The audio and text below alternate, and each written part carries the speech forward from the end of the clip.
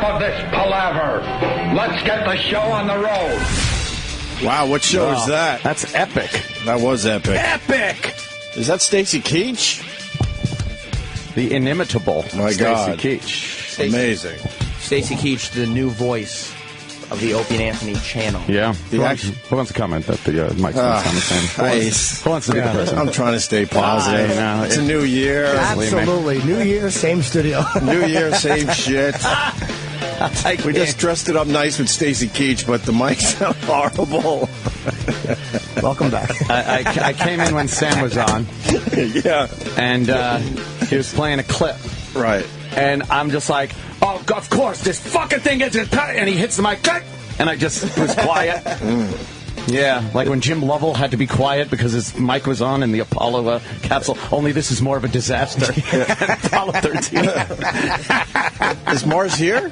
Yeah, Mars is here. Oh, all right, so the mics are shitty. No. This isn't set up. Oh, it's not? There it is. We don't have our templates. We don't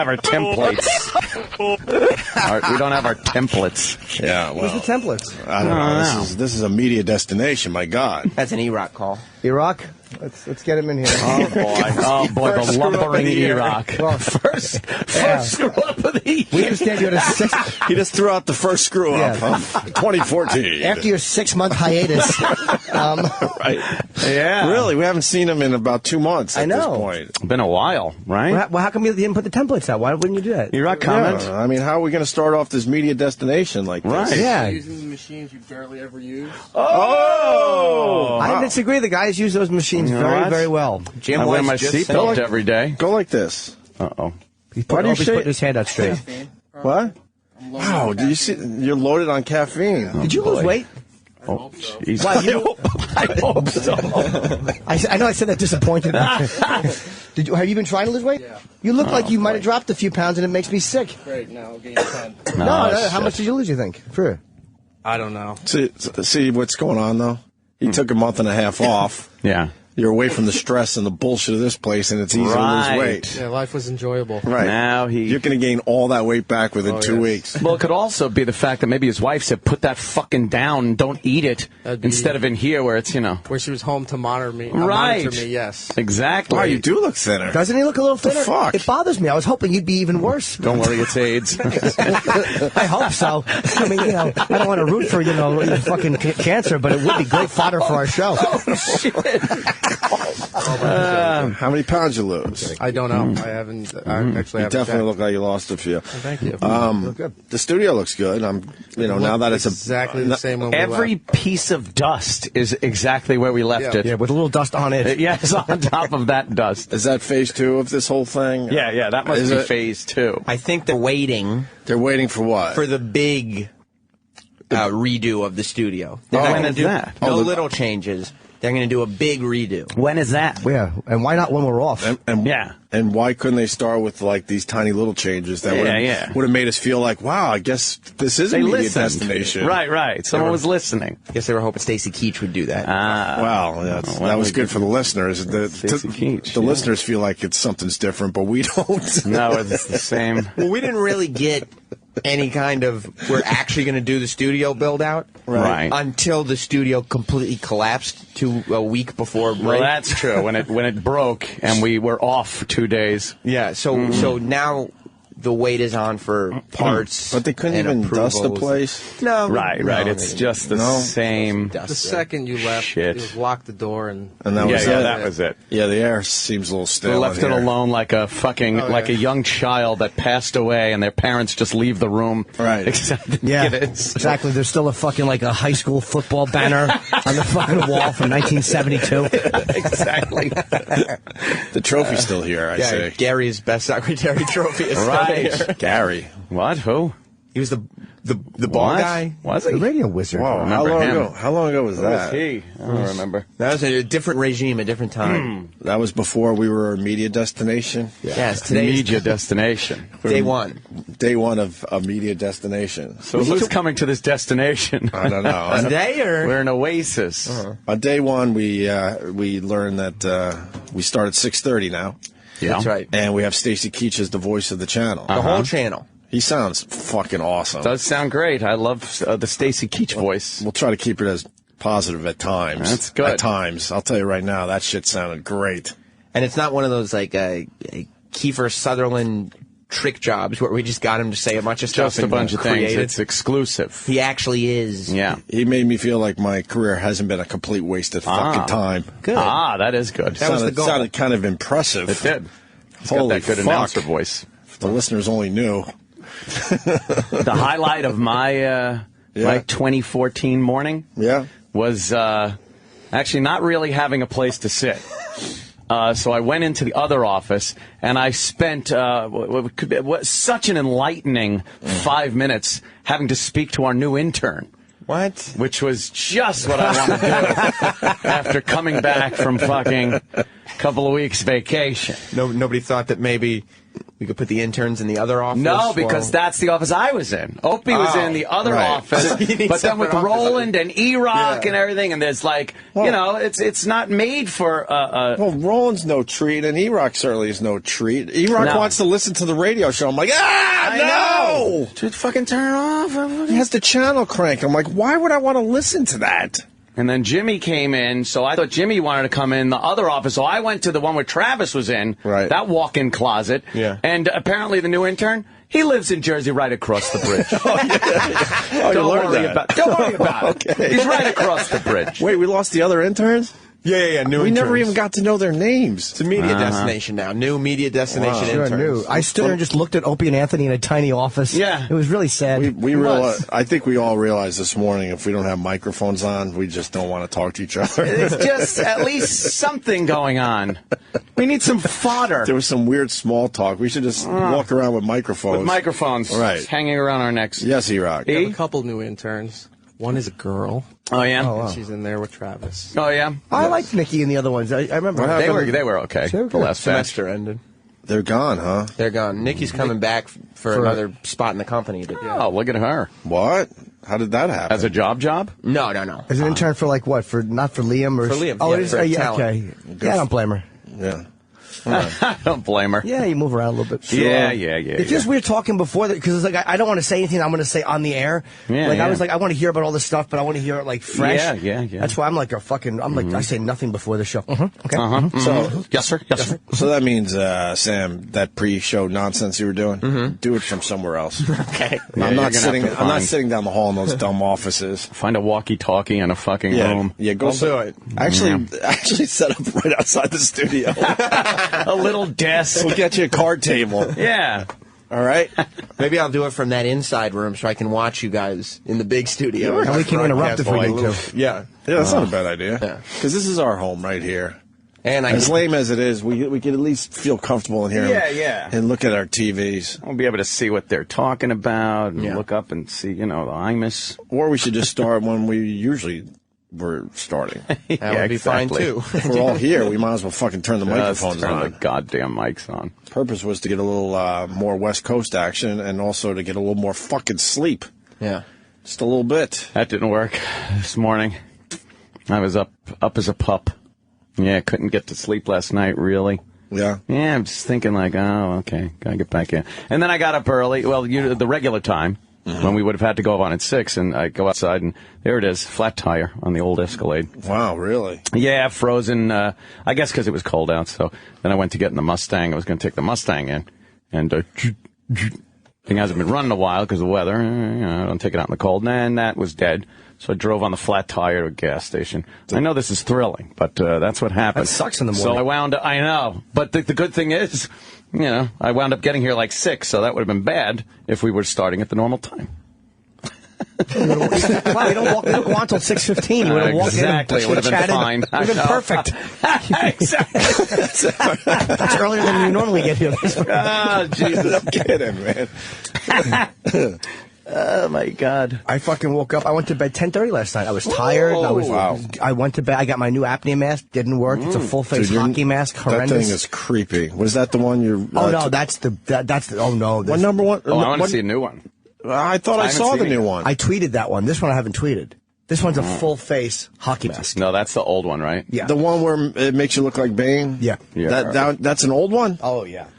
Wow. Yeah. Jesus, of course you can't sleep. Yeah. Who could sleep like that? Sleep like that? I can't sleep if the edge of the pillow is a little over my nose or something. Never mind that. Yeah. Apparatus. How the fuck does that help? And you hear air all night fucking being forced into your body? Not in that one, but in the new one I tried, you do. Fucking respirator.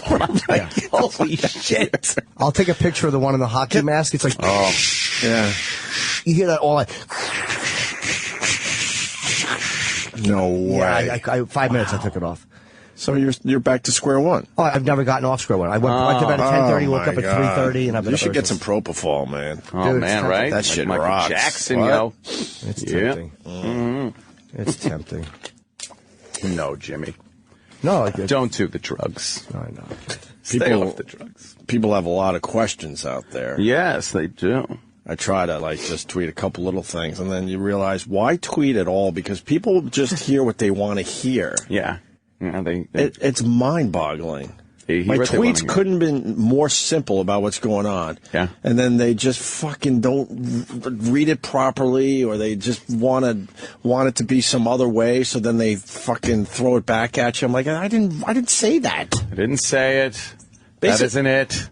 Basically, I mean, I think our show has never sounded better, but the channel itself has been a mess for years. There's no rhyme or reason to it. So Tim Sabian wants to just break the whole fucking thing down and pretty much just rebuild it. Yeah. And that's what we're going to do. So the whole Eastside Dave thing, of course we don't want Eastside Dave off the channel. No. You fucking idiots. I love Eastside Dave. And I'm sure we'll figure out exactly, what he's going to do for the channel.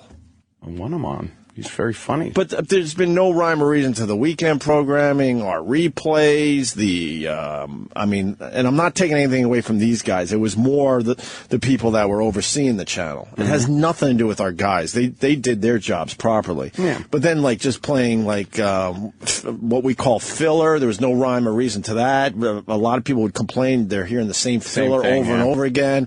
The production had no real theme to it. So, willy-nilly, yeah.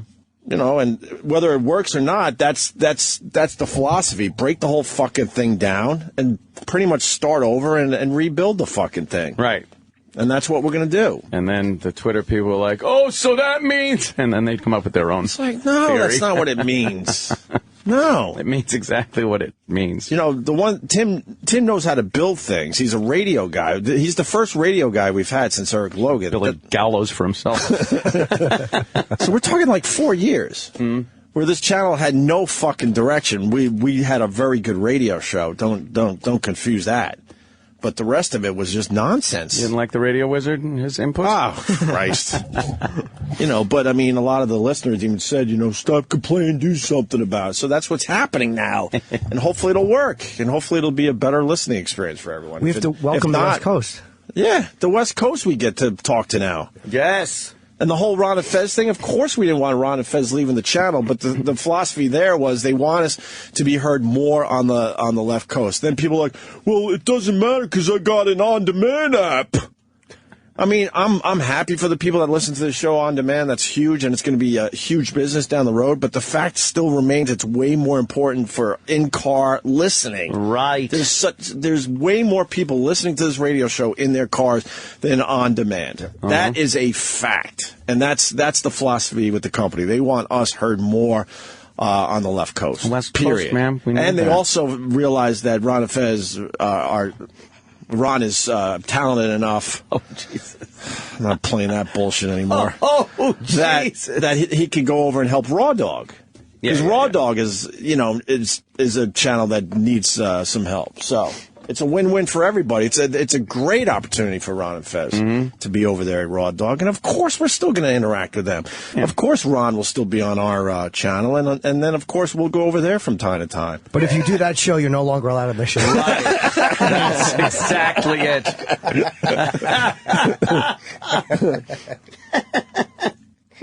So nothing is set. we're trying out starting at 6:30. That might not even work. We might go back to 6. We might do 7. We might. I don't know. I don't tried. fucking know. I tried to communicate with some Twitter people about that, but I was so busy laughing at that guy, that news guy that said, "Hey, I'd like to fuck that girl, that missing girl. I'd fuck her. I'd fuck her." No, of course he didn't. It was fake, and it was It was so fake. It was so fake, and every person that sent that to me, I'm like, how can I fucking come to your house and rob you? Exactly, you I was idiot! like, you're a dumb. And then people pointed out that Sam had posted it as real on Facebook. Oh, What's the matter with you, Sam? Did you get tricked by this one? It was one of those things. It's where gonna be hard for you to admit that you. Might It really not be. is going to be. I can't even answer the question without being attacked. I'm not the enemy. I know this is going to be hard for you. Oh, this is going to be very It's hard. going to be very hard that you might have to admit that you've been fooled. It was one of those things where you see it, and so you get so excited that the potential of it being real. See, that's what that people it blinds everything. That's what people do. They get so excited that it could be real that they just don't acknowledge the fact that it can't be real. Well, let's start with the fact that the guy, it's horrible acting. Terrible.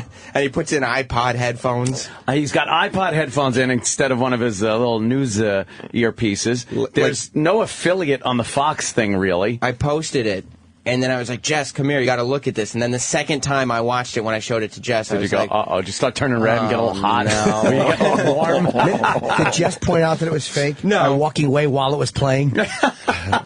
no, but you could, I mean, all the Oh, cues were there and everything. Yeah. she had to pretend. No, she. Oh, poor Jess. She probably has to fake a lot of things in that marriage. Poor young lady. Damn. It's just attacks. Damn.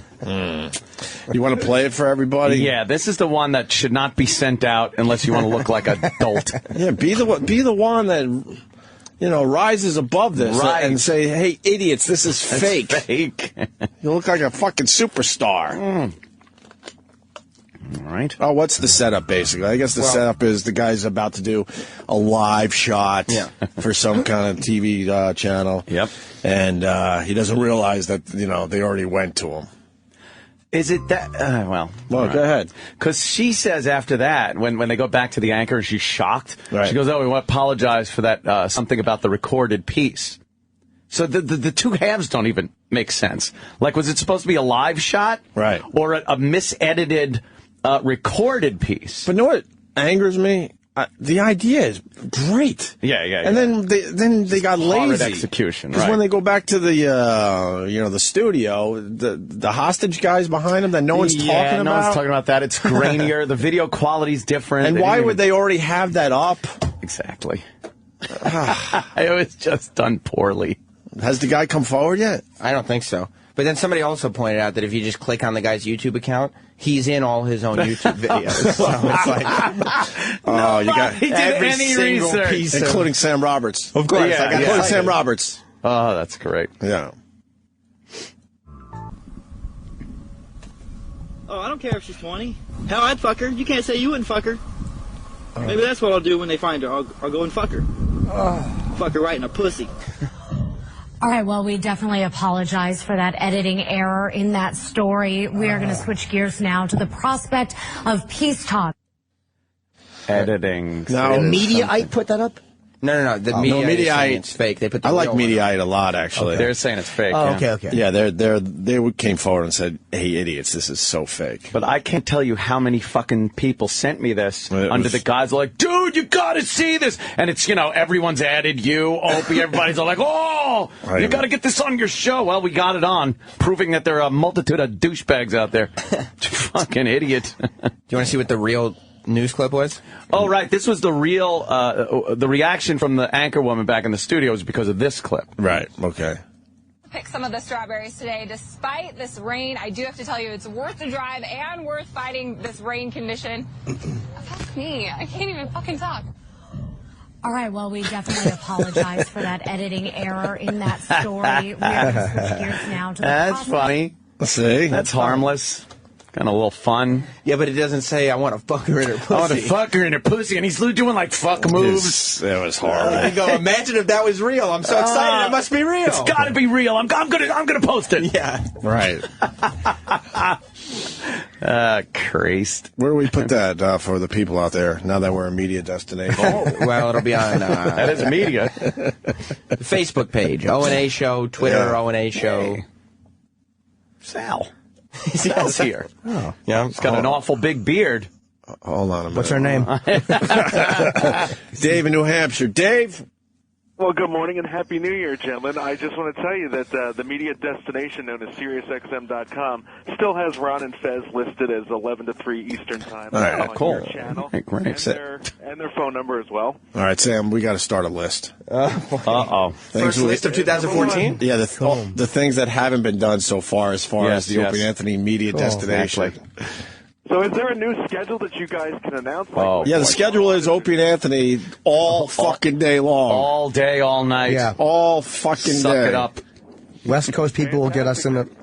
Sorry. West Coast people will get us in the morning now, which is great, man. It's really great. That's Bask huge. in us. That's huge for the show. Yeah, it's very big. But it doesn't matter if you got on demand. On demand. Check this video out. All right, Dave. Queer Sam is done at 11 o'clock. You guys start over again? No, Queer wait, Sam. 10. Wow.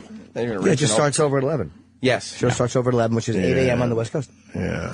And then it'll start over at 3 p.m. How are you not understanding this, sir? It just continually starts over. Holy That's shit. why you don't. They're numbers. It's easy. It's like math. You're panicking, sir. Yeah. I love you, Huggy Bear. Goodbye, All sir. right. Pretty much you'll hear us all day long, Monday through Friday at least. And then the Yeah, weekends we're going to figure out and all that shit. So. I can't believe it's been. It seems like a month.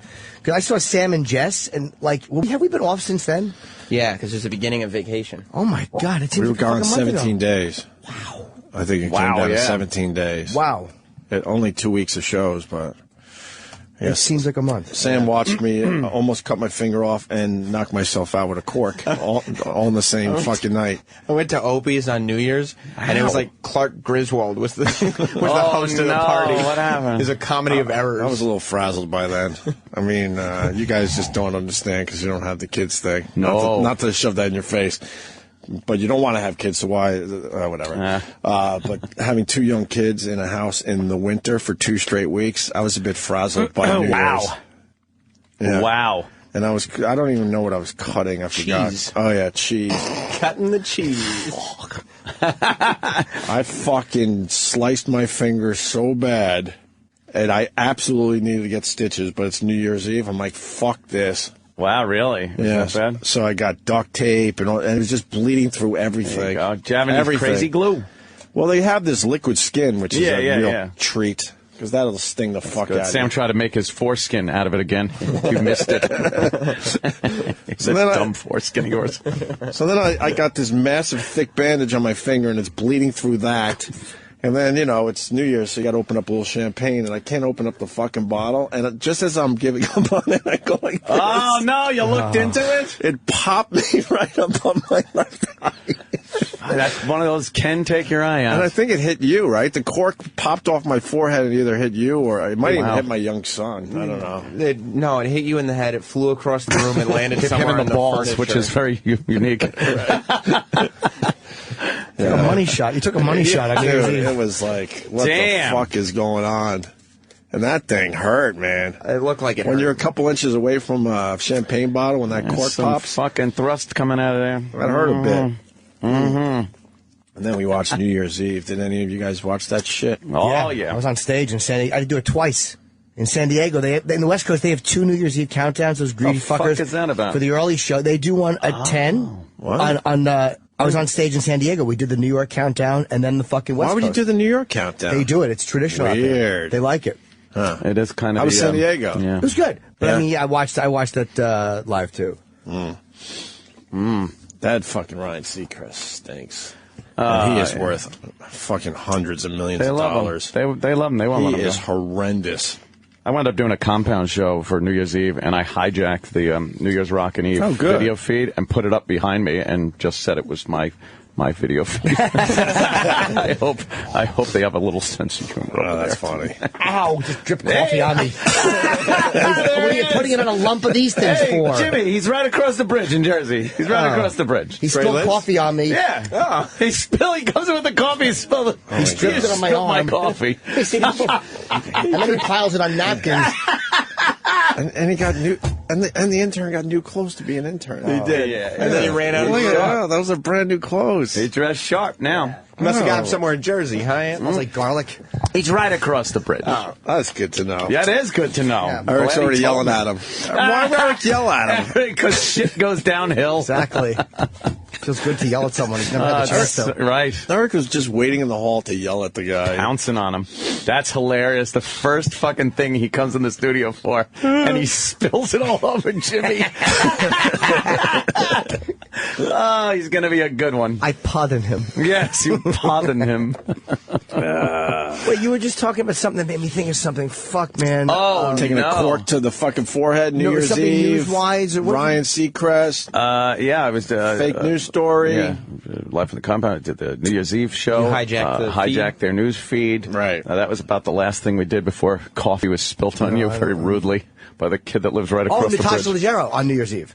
All right. Wasn't that when she did that? Oh, yeah. Hey, good thing. I like when people don't apologize anymore. That was on Carson Daly's show. Right, but it just made me think. We got the clip? Yeah. Yeah, so Natasha's been on our show. Yeah, she's a funny stand-up. She's on Chelsea lately a lot. And Carson had a New Year's Eve show? He did the NBC show. Ryan Seacrest does the ABC show. Why didn't I check him out? He probably would have been way better. Yeah, probably, but... Did anyone see Kathy Griffin and... Oh, did anything outrageous this year? Whoa. Did she literally give him the rusty trombone this year to try to top everything? She just blowing into his asshole while jacking him off? She handcuffed him on live TV. Whoa. Watch out. And said she didn't have the key. And Anderson was like, oh no. Did she what tell are we him going to do now? Boof his way out? Boof! Ain't got no key, Ralph. I guess it works for CNN. I mean, they were way better than Ryan Seacrest. Oh, yeah. That Kathy Griffin I could take for about 5 minutes. Oh, look out. CNN does... Give me about 5 minutes of her. Wild couple. CNN pretty much does what Ant does. Like, they just stand up in front of everybody else's New Year's shows, and they talk about them. They don't have anything going on themselves. You think at this point they would have something going on? Nothing. Mm-hmm. They're there every year. Yeah. You could just kind of hear Pitbull or whoever in the background. Pitbull rules. Yeah, he's the biggest rapper. Pitbull rules. He was everywhere, man. Doesn't he the worst? Doesn't he barely do anything? Like there's other people's shit playing or other people singing, and he barely does anything. Always. His songs are very catchy. Yeah, because they're a bunch of other people's shit. And they're all shitty anyway. He's good, man. He's the best rapper in the business. He's right up there, man. Fuck yeah. He's not anywhere near up there. So Natasha's on Carson Daly show, and this is what happened? Yes. All right. All right, let's move on. SpaghettiOs, on Pearl Harbor Day, they sent out a tweet featuring their mascot holding an American flag, asking people to, quote, take a moment to remember hashtag Pearl Harbor with us. It offended a lot of people, corporations glomming on to sentimental American historic traditions, seemingly looking for people in business, and it wasn't good. But you were offended for another reason. I'm offended because they're referring to SpaghettiOs as pasta. I mean, it sucks that the only survivors of Pearl Harbor are being mocked by the only food they can still chew.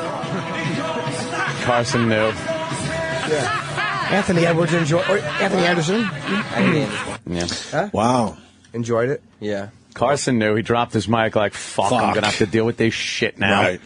And then the other guy's just laughing his balls off. Yeah, Anthony Anderson. What was her apology or her lack? It was a lack of an apology. Yeah, good for her. It was great. Good for her. It was great. Yeah, what did she say again? She did both things. She said it straight, where it's like, hey, it's a fucking joke, and she showed respect for the veterans. Of course, she meant nothing by that. It's a dopey joke. Stop it! Everyone's so sensitive. If you go to her about website, she tweeted it. There's a link to it. I also tweeted it, maybe. Oh, it is in the Palace Stores. Thanks, Trevor. I was too busy tweeting this great video. This guy saying fuck and he was going to fuck this chick. Oh, my God, I'll send news? it to you. I'll send it to you. It's hilarious. Huh? Here's it. Yeah, read it. Oh, wow. Hello, America. I guess this is the extension of the little pre-show. Read it. Read it. It's too far away. Yeah. If I had a little monitor here, I'd read it. It says it's been a busy few days, but rest assured. Yeah, you got it? No, go ahead. I have received all your messages and have been busy sifting through misspelled the different creatively misspelled. Most of all, death threats, rape fantasies, and most of all, repeated use of the C word. Right. Good. In the past few days, will you read already? I have been called a cunt so much. Isolate that. I felt like I was in a British pub rooting for the wrong soccer team. He almost said the W sound in wrong. Yes. The Wong. I said it correctly. No, you didn't. Though. You fucking started the W well, you sound. said Anthony Edwards. Exactly, but then I corrected myself. So did I. Oh, boy. I wish I could apologize. You can. But do you really want another insincere apology that you know is just an attempt at damage control and not a real admission of guilt? That's great right there. That is fucking great. Hopefully that says a lot right there. Gets the pendulum swinging back the other way. No. Yes. No? Let me try instead to be honest. I'm not sorry. I don't think the amazing courage of American veterans, and specifically those who survived Pearl Harbor, is in any way diminished by a comedian making a joke about dentures on television. Here you go. Do you really believe that the people who fought and defended our freedom against Nazis and the Axis powers will find a joke about SpaghettiOs too much to bear? Hey, now I'm offended. Yes. Sorry. I have more respect for veterans than to think their honor can be No, go ahead, do it. Impunged. I wish I could push a button and his head would blow off like in scanners. Impugned. Fucking dumbbell. What is it? Impugned. There's a G in there, huh? Impugned by a glamorous, charming comedian in a fur hat. Jimmy Norton. That's not to say I don't think comedians are a problem in this country. They are a financial drain on the people who date them and talk far too much about themselves. Very funny right there. Yeah. I'm thrilled to see how passionate death threats against a 5-foot-tall woman are usually the height of passion. Hold on. Let me. Is she being facetious. sarcastic or facetious? Sam read that as one run-on sentence. I'm thrilled to see how passionate, and then she writes, death threats against 5-foot-tall women are always the height of passionate. People are about our country and our veterans. You didn't read that as an aside. You read it as a long sentence. Yes. And you finish the sentence. Go ahead. No, I didn't. Yeah, go ahead. I am too. My own father lost his hearing in the Vietnam War. What? So the issue is pretty close to me, too. So rather than apologize, let me offer another perspective. On the one hand, you have me making a joke about how old people can't chew tough foods very well. On the other hand, you have veterans who receive inadequate care upon their return from active duty. Rampant sexual assault against female soldiers. Where's that happening? Staggering rates of suicide, traumatic brain injury, PTSD, substance abuse, and depression amongst soldiers, and political gridlock that prevents these problems from getting solved quickly. Jeez, lighten up. Where do you think your outrage and action would be better served? Calling me a cunt or doing something about the above? Calling her a cunt? Incorrect. Oh, I thought it was a real, test. Well, she has a list of goodbyes and sign-offs she gives to people. Yes. Oh, okay. For those of you that are currently doing both, kudos. To our vets, I love you. I truly hope that you know that. To SpaghettiOs, let's do lunch. To the elderly, chew. And to @Neil R. Scott, it's spelled human excrement, not human increment. That's funny.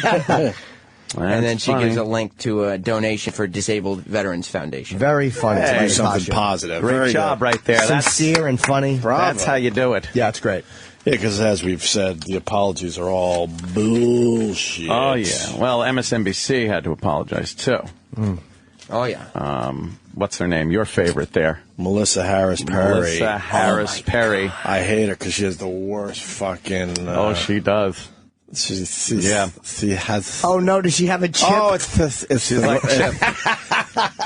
worst. It's the worst. Is it distracting? It's like this. It's like this. It's like a this. black baby in there with something. Yeah, fuck yeah. What's that, mother? You know what? Wait, I can't say that. You'll hear a lot of this. Burns Cole, what is she, a stove? What are you talking about? Well, out of nowhere, Mitt Romney had a family photo, and wow, there was a black baby in the photograph. Oh, no, his grandchild there. So, of course, that's going to get people talking. Holy shit. Yeah. There's nothing wrong, in my humble opinion, having a black grandkid if you're a very white family. I don't give a fuck myself. But you got to realize people are going to notice and say something about it. Sure.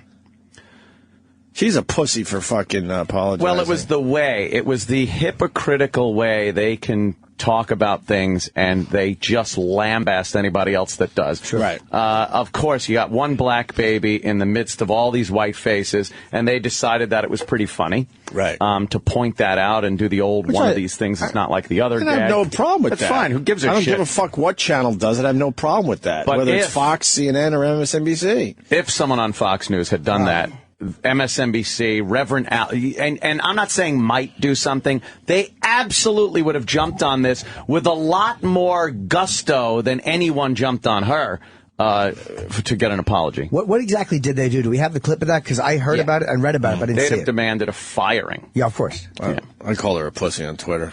Pussy. MSNBC has set themselves up to kind of have to be perfectly along these lines. Because they, oh boy. You'll hear it. It's so uncomfortable. This is what she did. This is Okay. All right. She's cute. Here we go. No, she's not. No? No. I love her. Get your eyes checked. I want to make love to her mouth. Shit. You ain't desperate. Yeah. Pretty cute. Everybody loved a baby picture. And this was one that really, a lot of people had emotions about this baby picture this year. This is the Romney family. Yeah. And of course, there on Governor Romney's knee is his adopted grandson, who is an adopted African-American child, Kieran Romney. Any captions for this one? One of these things is not. Oh, boy. Does he do the same? And that little baby, front and center, would be the one. And isn't he the most gorgeous? My goal is that in 2040, the biggest thing of the year will be the wedding between Kieran Romney and Northwest. Can you imagine Mitt Romney and Kanye West in laws? The black broad on the panel. It really sums up the diversity of the Republican Party. Yeah. Dino Modal is a comedian. Oh, really? They find the one black person. We still have so much to get to, including the annual Look Back in Laughter tradition of asking, hey, was that racist?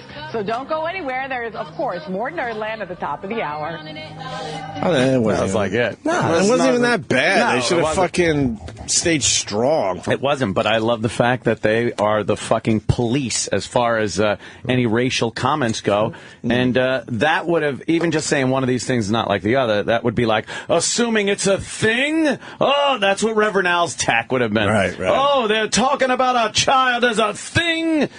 Shut up. What was her apology?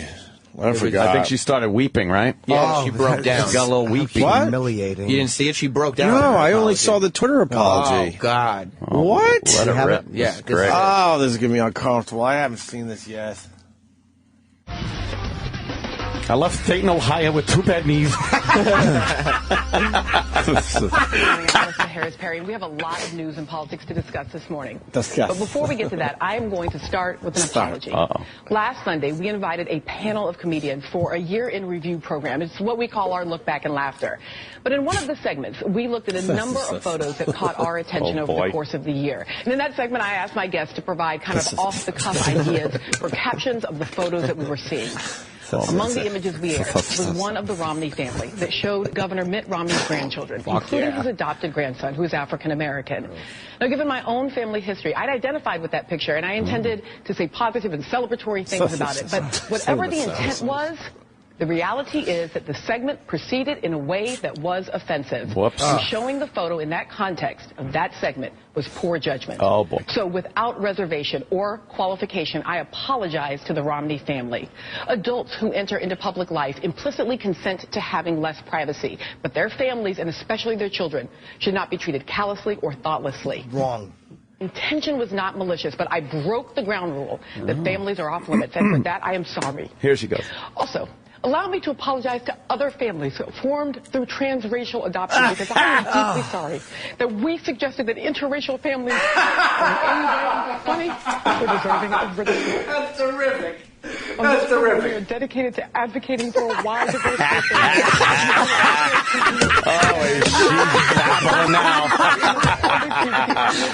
You're gonna have to go back. Nothing She's better than some rambling idiot on. crying on TV. Stink. Why are you crying? She's crying because she's like, "Oh fuck! Don't fire me! Don't fire me! I don't want to lose my employment." Let's marry him. Are you kidding me? I didn't see this. She broke down and started crying. Yeah, because, you know, What a blubbering idiot. the part where she talks about the, you know, transracial gender thing. I don't have no idea Well, what she's it's got called. like a white and a black parent there. Yeah, she got white mommy. White mommy. Yep. By the way, why are families so off limits when these guys cart their families out to show how great they are? Like, they can't get their families out there fast enough. They're not. Yeah, especially politicians. They're not off limits. Yeah, why should they be? They're on every stage with the politician. Oh, yeah. Big afro. Remember him? Did he go back? Yes. Oh, my God. She's fucking blubbering? Blubbering. This is great. Because I am deeply sorry that we suggested that interracial families are in any way funny or deserving of ridicule. Oh, boy. On this program, we are dedicated to advocating for a wide diversity of families. It is one of our core principles. And I am reminded that when we are doing so, it must always be with the utmost respect. I'm genuinely appreciative of everyone who offered serious criticism on last Sunday's program. And I am reminded that our fiercest critics can sometimes be our best teachers. Oh, God. And then they go to black dramatically. Our fiercest critics. Yuck. Sometimes be our greatest teachers. That's a good one. Wants to talk about the tweet you're talking about with the sexual abuse and stuff. He's a Marine. Oh. Okay. What tweet? What? Probably the aside where I just said, where's that happening? It's just a side joke. Jeremiah, I think. Yes. All right, what's up, buddy? What do you want to discuss? We're confused by that to begin with. Oh, well, she put on that tweet about how let's talk about sexual assault and let's talk about PTSD and vets and all this stuff. First off, the number of actual combat vets that we have from the Iraqi war is a fraction of what it really is. Most guys that are getting out now are claiming PTSD for everything, from guys like me yelling at them to I had a motorcycle accident when I was drunk. And then the sexual assault cases, we've had an increase in sexual assault, and it's completely minute.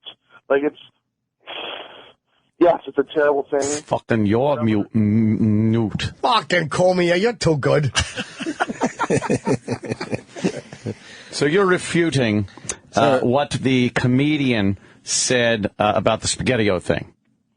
I'm just saying she's bringing up kind of like fucking points. She has no idea what she's talking about or whatever. And who gives a shit? Call actually made me happy to see Kenny. Exactly, sir. All right. Oh, well, thank you, sir. Bless you. All right. Well, I'm punching out. I'm sorry. My call sucked. That's all right. Thank you very much. No, I thought it was Good terrific. Thank you, sir. Thank you, Thank Kenny. you. Thank you. Wow, when did she do that? This past Sunday? She had to wait a week? Yeah, I think it was. I don't think it was Sunday, because it was sometime during the week. She just felt sorry that she said that. Oh, Christ. Dude, that's awful. I might have tweeted the suffering succotash. Suffering succotash. I might have. I said, I tweeted something like, "Hey, it's all right to point out the Yeah, the color of a point out young child. Point out things, Sure. And then I tweeted the suffering succotash. Oh, boy. She apologized. And then there's a guy that does the NFL fucking football games with the worst lisp.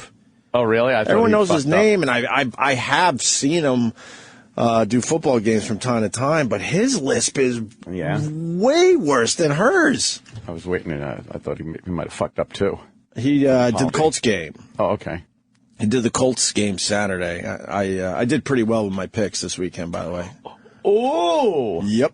You picked Philadelphia over Dallas? That was a smart pick. No, the wild card game Saturday and Sunday. San Fran? I got one right out of four. Guess which one I got right? Jesus. The Colts game. Colts? One of the most unbelievable comebacks in in NFL history. The second best comeback ever, behind Frank Reich, I believe. Oh, and the Bills, yeah. And I was shitty once again with my picks. With the rest of them. I was just shitty. Do you have a clip of this guy? What's his name, man? Look down there. I don't know. It probably can't be. Mike Maycock. Maycock. Yeah, Mike Maycock. Name. Just likes it. Yeah, Mother Maycock. Yeah, that guy has a unbelievable. I think we talked about this last year as well. Yeah. We talk about him from time to time. This guy's lisp is unbelievably bad. It makes watching football really uncomfortable. It just doesn't go together. All right, guys, there's 6 picks left in the first round. And I know, we keep mentioning it, and some folks at home might think we're... Yeah, you got to find a better clip. Mike Maycock. Or Mayock. It's Mayock. Oh, I like Maycock better. Yeah. Yeah. Sounds like cock. Yeah. Because you point at your mouth and you say Maycock. Cock says yes. Shit. What are you going to do? Is that a better clip? I'm listening. Sports people know what I'm talking about. Yeah. This is a better clip? All right. That time, a very bad throw by Peyton Manning right there, considerably underthrown. I kind of heard that. Bad throw by Peyton, considerably underthrown. Can you go back and do that again, Jimmy? I don't think heard it properly. You haven't had it much. Hold on, Eli, interception real quick. That time, a very bad throw by Peyton Manning right there, considerably underthrown. Shouldn't you not lisp if you're a fucking broadcaster? Look, I might stammer from time to time, so I'm out of this discussion. That's a childlike thing, though, lisping. Right. And then Lou Holtz, of course, is the worst of all time. Is there more to that clip there? Is it bad pointing out people's stops in the rookie. Trumaine McBride working really good coverage there. That ball can't be thrown there. It's either got to be thrown 5 yards deeper or out of bounds. Wow. So a mistake by Tebow. Giants make him pay for it. McBride with the pick in a one-point game. It really is amazing. How the fuck do you talk for a living in lisp? Worked his way up through the business. Yeah. Who did he beat out for that job? The Elephant Man. Yeah, it's rough to listen to. And then, of course, Lou Holtz. Oh, yeah. Can you find a good one? 2 years ago, Joe Paterno. Michigan's beaten them 8 straight times. I don't even know what that I'd say to is. the Penn State team just prior to kickoff. Man, you're a better football team in Michigan, and we'll prove it to the country today. Why am I so confident? Because you did what I asked you to do. I asked you to pack your headgear, your shoulder pads, but more importantly, your defense and your kicking game, because that's what wins games like this. And you've done that. Our defense is number 1 in the country against the run and in sacks. We're number 3 in the country in pass efficiency defense, and we're number 8 in total defense. Who watches that show? Really distracting. Jesus. College football. I mean, like that. Like him just commenting like that. I don't know. Oh, God, I'm starving. Well, let's go take a break. Yeah, we'll take some food. Yeah, man. We're back for the new year. It's our first live show of 2014. Woo! Now that we're a massive media destination. Yeah, you could hear it. I know you could hear it out there. Yep. There it is. Things are way different. Welcome to Attainable Dating Solutions. Video dating for the unwashed and socially inept. Profile FAT3039.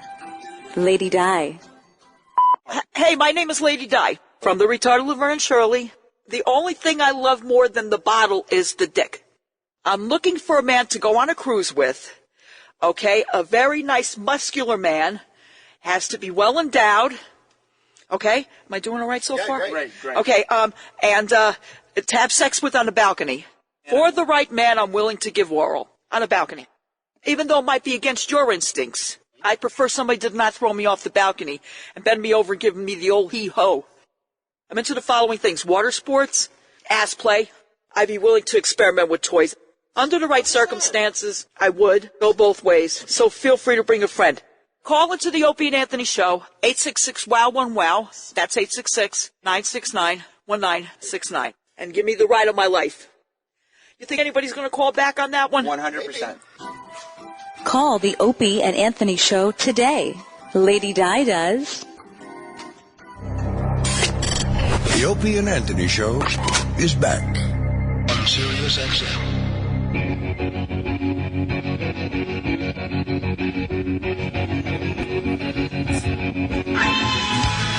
Oh, I wouldn't have guessed that.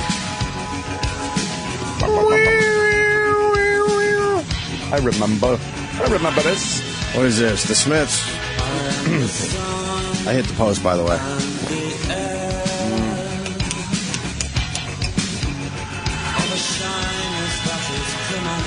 When I was growing up in the 80s, the weirdos listened to the Smiths. Exactly. I liked a couple songs, I ain't gonna lie to you. I dipped my toes in weirdness, but I wasn't all in. Yeah. And this Morrissey guy is a fucking weirdo. What a period. Dick. Morrissey, I see no difference between eating animals and pedophilia. Wow. Yay! Oh. He's saying everyone should eat animals. He loves it. Give me a burger. And, to the vegetarians out there, Rogan was tweeting some good shit over the weekend saying that, scientists are starting to prove that that plants do have fucking feelings and are thinking. Oh, shit. What are you going to eat now? Of course they do. You think they're a life form? I mean, our perspective, you can't understand it, but as far as the universe goes, you got to think that plants and everything that is growing on this earth has something going on. There's something going on. They are a life form. They are a living thing. They go through a life cycle. But if they're not texting, then we're like, oh, fuck the plants. Right. This holier-than-thou attitude of we only eat plants. Well, because it's always the human perspective. That's what fucks up everything, and that's why it will be our demise eventually. Things without a face, they say. Yeah, the universe thinks very differently than humans. Yeah. Morrissey, I see no difference between eating animals and pedophilia. He once said meat was murder. Now, controversial singer Morrissey has claimed there is no difference between eating meat and pedophilia. The former Smiths frontman and head weirdo and vegetarian made the claim while talking to fans online. I see no difference between eating animals and pedophilia. Morrissey answering a question about why he stopped eating meat. They are both rape, violence, murder. Rape? They are both rape, violence, murder. If I'm introduced to anyone who eats meat, I guess? Yeah. Who eats beings? Oh, I see. If I'm introduced to anyone who eats beings, I walk away. How does he know? Most of his... just chomping away? The majority of his fan base eats meat. What is he talking about? Of course. They're all dumb vegetarians. Imagine, for example, if you were in a nightclub and someone said to you, hello, I enjoy bloodshed, throat slitting, and the destruction of life. Well, I doubt if you'd want to exchange phone numbers. I think that's a little different than... he's an ass. He's a total fucking asshole. So he's saying if he was invited to the White House, he would not meet President Obama because President Obama's not a vegan. He eats beings. Yeah, he's lying. The guy's lying. What he's saying is, if it's somebody I don't really want to talk to or care about, who I think is lower on the fucking social status chain than I am, go. He's lying. Yes. Yeah, that's a dumb fucking analogy. No, you don't equate fucking meat eating with pedophilia. Veal, maybe. Yes, little veal. Little baby. Good for him. Dick. I never liked those weirdo fucking bands back then anyway. No, it was always The Cure. Yeah, that's another one where I like The Cure a bit. People went around with wacky fucking clothes on and the Smiths and Morrissey. They were always. You just don't understand, man. Yeah. He talks to me in my pain.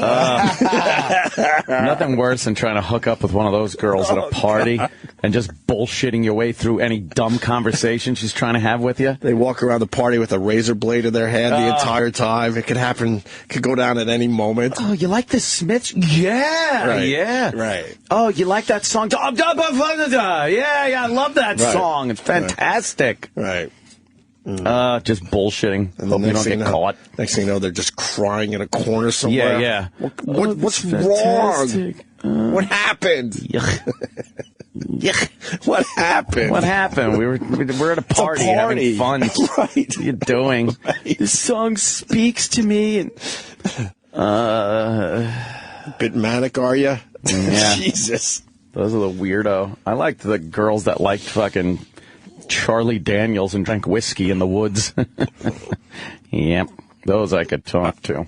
I DVR'd, so I haven't seen the whole thing yet, but Jimmy Fallon, is celebrating 5 years already. Oh, yeah. Wow. And he does a Bob Seger parody that had me just fucking howling. You're nodding your head? I think I saw that one. Huh? Yeah. I've never seen that before. I've seen a lot of his music shit. That Seger thing is so stupid, but it made me laugh my balls off. I was watching last night and laughing at it. But at the Seger part? Yeah, when he was talking about take the records off and then put them back on the shelf. No, I haven't seen it. Is there any way we can find that really fast? Yeah. Fucking Fallon. Good for you, man. And when you put his shit together in one nice tight package, you realize, holy fuck, this guy's got it going on. Yeah, that's pretty goddamn good. I don't watch on a regular basis. I guess what I'm saying, but I think after the little I saw last night, I gotta start watching him a lot more. What's he? When does he make the? He moves up soon, right? Little changeover. February 17th. Wow, that close? After the Olympics, yeah. Wait, Leno's done in February? Oh yeah, he's got one more month. What's going to happen with you? Damn. I think I'm doing 1 or 2 this month. I hope something, and that's it. Wow, you would think we'd be hearing more about it. Yeah, but the holiday, you will this month. The ratings have been fucking pretty good, I think, and Leno is so not going to retire. Where is he going to end up? You think? Do you know anything, Jimmy? I honestly don't. Jay, well, with all these channels, someone is going to pick up Jay Leno. I guarantee that. Who do you think? Who do you think's in the lead? I've heard CNN. I've heard CNN needs him desperately. I've heard Fox. I've heard ABC. Again, maybe the Piers Morgan rumor is true, and maybe they slide fucking Leno into that slot. I know some people. CNN's trying to go a little more entertainment. Oh, they are? Yeah. Oh, yeah? Yeah, they're trying to get a little entertainment angle going. They're going to try to move away from the news a little bit more. Yeah. Fucking Leno would be perfect for CNN. I've heard that. You're saying no? No, for the clip. They don't have the clip. They took it down. I don't know why. Jay wouldn't say anyway. He's one of those guys. He just plays it. Like if you asked him, he'd probably go, who knows? We'll see. I mean, he's like one of those. He just plays it really close. He's very smart. He doesn't have a big mouth, and then all of a sudden he just, that's why he's been pretty successful. Yeah, he's going to continue. Absolutely, he'll continue. I don't think he can for a while, though. I think there's contractual shit. Oh, you think he's got no compete or something? Yeah, I'm guessing just because I know the staff is done, but I think that they're going to get paid through the end of the contract, their full contract price. How much more does he have on his contract? I believe it was... A year? Less than a year. Probably close to a year. So he hangs out a little bit. I work on some of my cars. Does a little stand-up. With Mavis. I'm all in with, speaking of stand-up, Seinfeld's fucking Coffee with Cars or Cars, Coffee. Oh, let's get coffee and drive cars show. Whatever that is, yeah. I'm all in. It is pretty I saw the funny. Louis C.K. one, and then I was in a fucking, I got to watch them all loop. Yeah.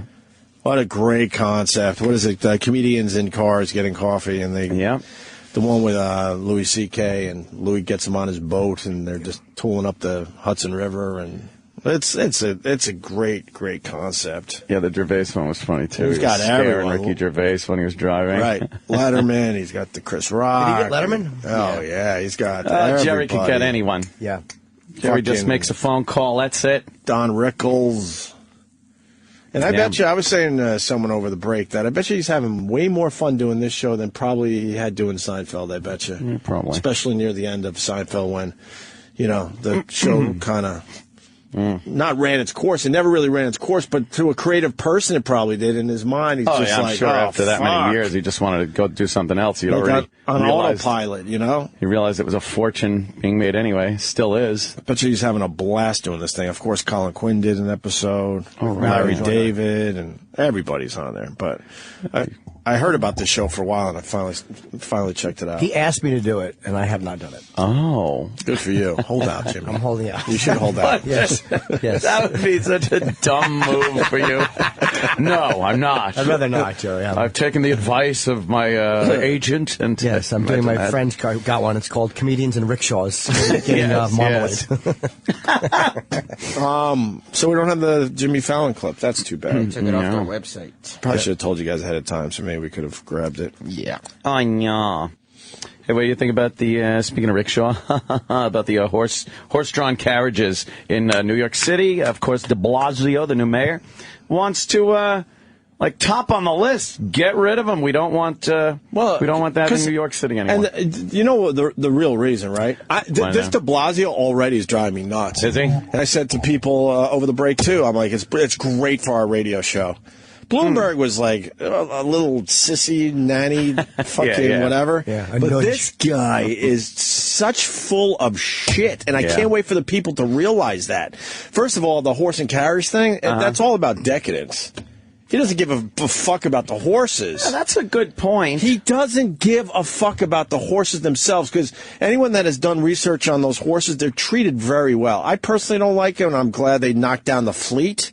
But they really try to take care of the horses because they know they have peed up their asses. Yeah. So those horses are being taken care of. But it's a sign of decadence. He doesn't want any of that shit in this city. The wealthy are there on because it's expensive as all hell to take one of those fucking horse and carriage rides. Really expensive. It'll cost you well over $100 for fucking 20 minutes, 30 minutes tops. Mm-hmm. I did it once.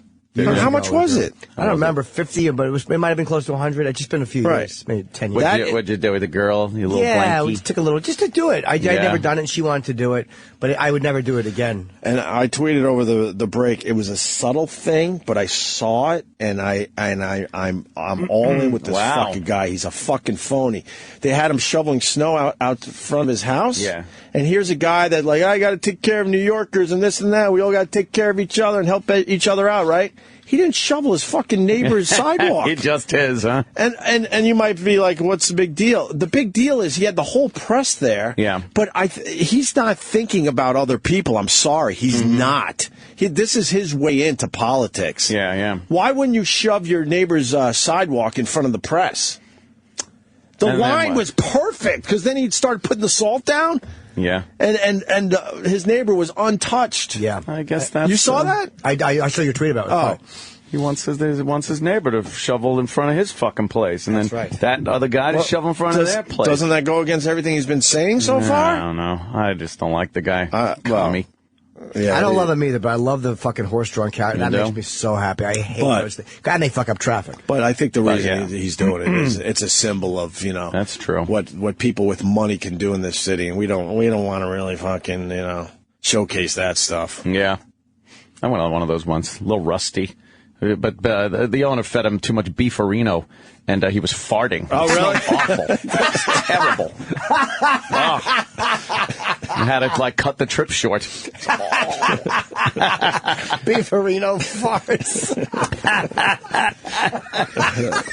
Poor Rusty. First one of the year, huh? Congratulations, sir. You threw out the first one of the year. Oh, is that a Seinfeld thing? Oh, that's hilarious. Kramer fed him. Oh. He was farting so bad. Oh, that's very funny. They had to go back to where they started. Rusty. I think the guy is he's a little bit of a bullshit artist. Oh yeah. He's a career politician, just a fucking commie. He's a confessed commie. I don't know. What did he say about the walking malls too? Like Broadway? Does he not like that? For some reason, I heard he didn't. I don't think he likes those.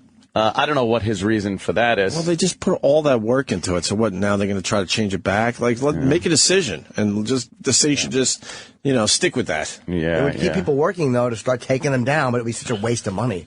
Mm-hmm. No, they just had a whole thing going on down there. I don't think they will. The Times Square area. I think they make a lot of money, kind of renting that whole section out to big companies that want to come in with their tents, and they put on something for a weekend. I've actually been a fan of that they shut down the roads and stuff. Yeah, it's great people watching from time to time.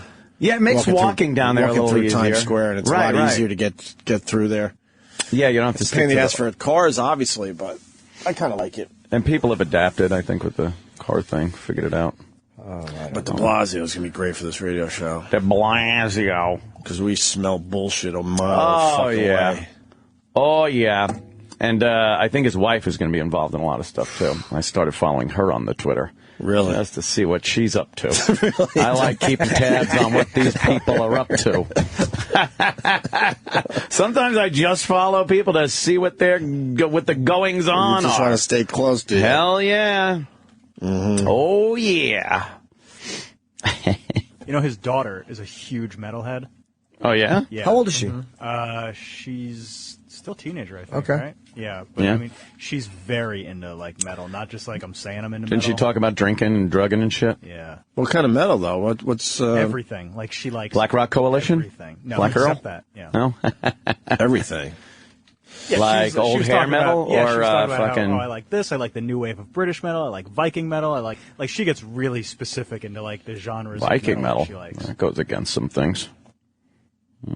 Really? Yeah, that's a lot of white pride going on in the Viking metal. Really? They're very happy of their whiteness. I didn't know you knew Viking metal. Oh, yeah. Big in Minnesota. Oh, yeah.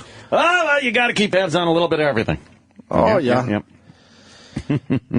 Oh, Sam. Pre-show stinks. Ruined my commute into work. Wow. From Opie, Anthony, and Jim.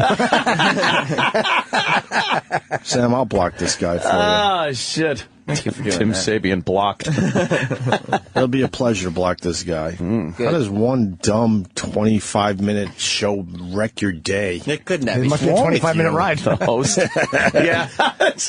He's gone there, Sam. See? All right. He was trying to ingratiate himself to you. Hey, All right. shit, what is this? Where is Opie he? blocked me. Yeah. I'm going to go follow that guy, whoever he is. How dare both of you? Yeah. What are you going to do? Oh. So, de Blasio, the sidewalk. Oh, the weather. Holy fuck. Oh, that's been a big story the past week or so. Yeah, we had a little snowstorm. Hercules, and then the cold. Fuck all that. Let's No, move on. the cold. But yeah, move on to the fact that Kenny picked me up. It was 51 degrees in his car, and by tonight it's going to be what? 8 degrees with the wind chill way below that, right? Yeah, it's like some kind In of one a different day? planet kind of a thing. Yeah. Is it going to knock the buildings down? It really is some You kind can't have of a temperature change like that without some shit going down. otherworldly shit. In the 50s, this morning, a lot of fog because the snow was still on the ground, and the ground was cold, and then the air was upwards of 50 degrees. So it's going to be a 50-degree turnaround in one day. Yes. Holy fuck. It's already happening to the folks out there. I think I don't want to alarm Jim Norton, but with all the melting snow and rain from today and the high temperatures, and it's going to be 8 degrees later tonight, I think a little black ice might make an appearance. Damn it. If we can get Jimmy the number of the local precincts he'll be around so we can call the police. People are tweeting their black ice alerts. I love Jimmy's black ice stories. I swear to God. Very scared. I swear we have some hilarious listeners. Oh. Just out of nowhere, they're tweeting. Yeah, that last guy you blocked. I was riding around the night it snowed here, and it was very bad, the roads. Like, just in the city, it was every turn you make, it was really fucking slippery. All right. Wow. So, yeah. Yeah, a vacation. People I think they got the wrong idea about my little, well, I had a little, I had a great fun time at the Borgata. I decided I'm going to take a little trip to Borgata. Treat myself. And I'm going back to see Jimmy on the, what is that? February 13th and 14th, I think. 13th, 14th, the whole Shit, that's family's right around the going. corner, man. Oh, good, your whole family. Oh, Good, yeah, good. like aunts, uncle, just going to be like a big shindig. Good, Yeah, good. yeah, Whoa. yeah. All going to Two see shows. Jimmy Norton and hang out. So I was having a great time. Really good time. Not winning a lot. Losing? But, yes, I was losing. Obviously. Yeah. I say obviously because of your tweets. Well, I don't think you would have been as angry if you were winning. No, because I then got mad when I was winning, too. Oh, okay. A different situation. But there was this dealer, and I will say she was a white woman. Kind of fat in the ass, but, you know. She can't just be a woman? No, because people would probably assume I meant Asian. Because the Asian women that deal are like machines, and they're usually the ones that you're getting a little testy I'm glad with. I asked, because I don't know this world. Yeah. What, Asian dealers are robots? Women Asian dealers will deal those cards and just much too quickly. No fun at the table. The most fun you'll I know ever the have. Asian card players, the little gambling I do, they're horrendous to sit with. Yeah, they're they smoking suck. 8,000 cigarettes and there's no fun to be had at those tables when they sit down. The best dealer you can ever get to sit down with is a middle to older aged white guy. Because he'll sit there, he's got all the good stories, the jokes. Right. He wants a fun table and shit. I think the old white broads are pretty good too. They can be good too. The old, white broad. I mean, the younger large white Marge. broads are good to look at, but they usually aren't that much fun either. No. You want to have some fun at the goddamn table. Right. Well, this woman was not fun. She's dealing the cards. And now they got this, every fucking game's got a side game now, you know? So you're playing blackjack and there's the little circle next to it. And you could place a bet that if the dealer's up card falls between your two cards, you win, like, money from the little side bet. Yeah, but she's just going to be careful to put it in the right place. Not the placement, the amount. Wait a minute. So if you get dealt, let's say you get dealt a 5 king. No, how about a 5 and a 9? A 5 and a 9. All right. How about 2 5s? 2 5. Well, then you have to hope the dealer. How about hits a 5 and a 7? 5 7, and then if the dealer has a 6 showing. Right. You win a lot of money because then it's triple, like 3 in a row. Right. But if you have a fucking 3 and a king, right, and then they deal a 9 for the up card for the dealer. How much gambling do we need? Exactly. I'm playing blackjack. Jesus, enough already. I don't care about the dumb fucking little side game. Do you do the side game? No. I play fucking. And how much blackjack. could you bet on the side? Yeah, like $100 or something like that. There's a limit on the side? I think there is. I don't even play it, so I don't even know. You can't throw like 1,000 down because I know. No, I don't think so. You go for some of that action. I don't think so. I think there's a limit on that. Okay, go ahead. Sorry. So I'm just playing blackjack. But then there's all these little side bets, and it's okay. I don't care if you want to play that, whatever. I'd rather not have it at the table, but fuck it. So this woman's dealing the cards, and now when the dealer is showing an ace, she will look in that little mirror and see if she's got a blackjack. And everybody goes, she goes, insurance. And then she checks her card and either says, I have it or I don't have it. She turns it over, it's blackjack. Or she puts it back and whew, I might make it through this round. So I get dealt a 20 and she has an ace showing. I'm like, oh, God. She looks in the mirror. She puts the cards back. She does her little fucking side bet thing where she's paying off people or taking their money from the little circles and does that, and then she flips over her blackjack. No. You're supposed to flip that fucker the second you see it. So I get up, I'm like, you slow rolled your blackjack, that's 3 fucking times you've done it. And it was her 3rd time she did the same thing. You don't wait and fucking then flip it over after you take care of your little business at the table with these other little bets. Now, as frustrated as you were, it doesn't affect gameplay, does it? It absolutely doesn't affect the gameplay. You're right. It's the same thing. But it's more of a respect thing or something? It's absolutely a respect thing. Okay. It's a dig. It's fucking, it angers the players. You want to know instantly, especially when you have, let's say, a $3,000 bet up, you want to know instantly if you're out or in. And when she put her cards back, I'm sitting there like, I'm sitting on a 20. She's showing an ace. I'm in pretty good position here. And then she flips it, and like I said, she did it 3 fucking times. So it's a dick move. It's really. a fucking it's legal. dick move. It's a legal move, but it's a dick move. No, even the floor guy came over and said it was a dick move. But it's legal. She could do that if she wants to. She's not going to keep her job long. She's going to piss the fucking players off. Right. What was she doing in between? Like fucking just paying off the side bets? Those little side bets, yeah, paying off or taking the money from the side bets. And then flip them. But you do that after you flip. With the second you look in that mirror, if it's a blackjack, you flip your fucking shit over. Okay. Period. Then we all know what the fucking result is, and that's it. Anyone else at the table mad? Yeah, a couple of people. And then I told the floor guy, he looked at the fucking security footage and said, oh, yeah. He goes, I saw her do it 3 fucking times. I said, yeah, she did 3 times. So what did they do? Just took her off the table? Yeah, that's the last I saw her of the night, but I'm sure they didn't fire her or anything. But do they get rid of her right away, or when her little time at that table? I don't know, because I walked away from the table. I was fucking livid at that point. Livid. And then I just got pissed off like the next day from some fucking guy and his dopey whore chick sitting at the table, and he wouldn't fucking leave me alone. He's like poking me at one point. This was like he's drunk. A fan? Nah, I think he's just like fucking, because I was on a tear for hours at that table. I won a fuckload of money that I had, I had markers to pay, but paid them all off. I couldn't lose. You were deep in the hole, and you came back strong? Oh, yeah. Wow. And this guy, like, he started getting more drunk and more drunk, so he's poking me in the middle of, like, action. He's poking my shoulder, and Keith's right there, too. Do you know the guy? No. No. And I kind of threw my arm up, and I went, hey, dude, step off. What a nightmare. Yeah. So then I was just like, leave me the fuck alone. Stop it. What was he saying? It's just like, hey, man, you got the thing. That's good fucking. I couldn't even tell. There's action on the table. I'm not listening to this fuck. And then his bitch starts giving me shit. Yeah, have respect. What the fuck? Yeah, and stop cursing. What? So I was At a casino? I looked at the guy. I said, shut your bitch up.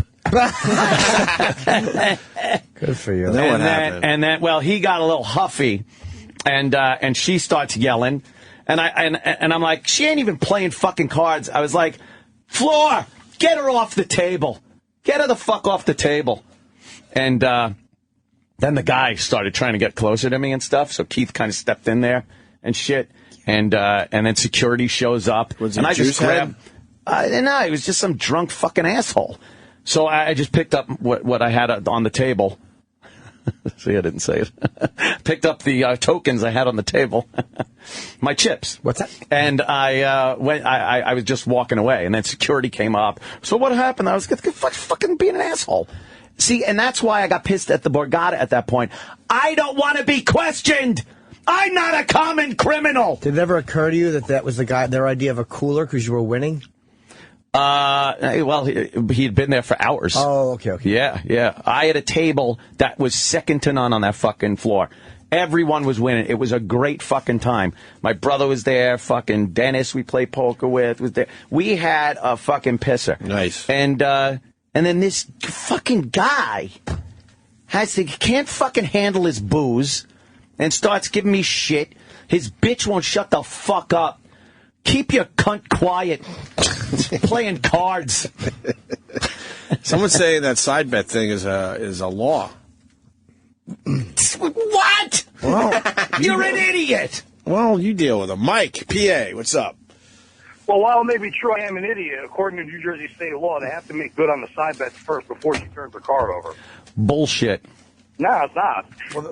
You should know better than to go there during amateur hours. Bullshit. Why wouldn't the fucking you were there during amateur hour. How come they weren't doing it then all the other times? Well, I agree with you. The dealer's a cunt, but according to the law, that's the way she's supposed to do it. You can do it in a way that doesn't piss the player off. No, it's not. Ideal if you want to get a tip. Then how about you do this? You fucking pay off or take your bets, then you check your mirror. That's what you should do. All right. Well, she checks her mirror and then pays the bet, so fuck her. She's still being a twat. 100%. Whatever the fuck order she wants to do it in, the second she looks at that bottom card, it gets flipped or it stays down if it's not a fucking 21. Well, listen, love you, love the show. Of course you do. Oh, thanks. Now that we're a media destination, that feels yes. really good. Studio's looking great. Oh, yeah. I had to wrestle with the fucking phone monitor again.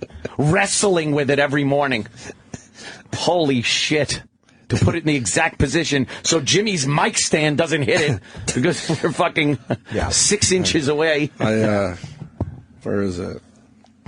I actually got a good luck email from Don Wicklund, I think. Wow. Good luck today. And I wanted to run back like, what do you mean? Good luck? What does that mean? It's exactly the same as before. We got back from vacation. Right. This isn't a new job. And Stacy Keach sounds awesome as the voice of our channel now. But what do you mean good luck? What do you mean What's good luck? What's different here? It's good luck not being distracted by the 30 keyboards that are still laying around the studio. Right. Yeah, good luck with what? Oh, he wrote everybody. Good luck not getting thrown off the air with rotting computer equipment. Knock them dead today. Great job all around, guys. Any issues, let me know. Thank you. all really did some great work. Oh. Thanks, Don. I mean, work. I slept for 2 weeks. I did nothing.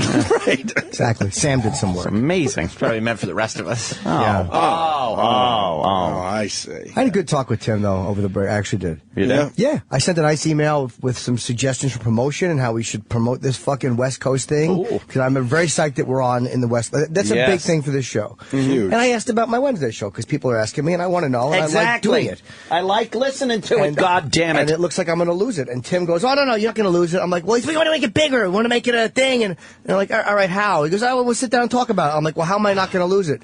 And he goes, oh, I'm asking you now. He said, oh, no, we'll sit down and talk about it. Okay. What are we going to do? Well, by the time we sit down, the clock's not going to work the same anymore?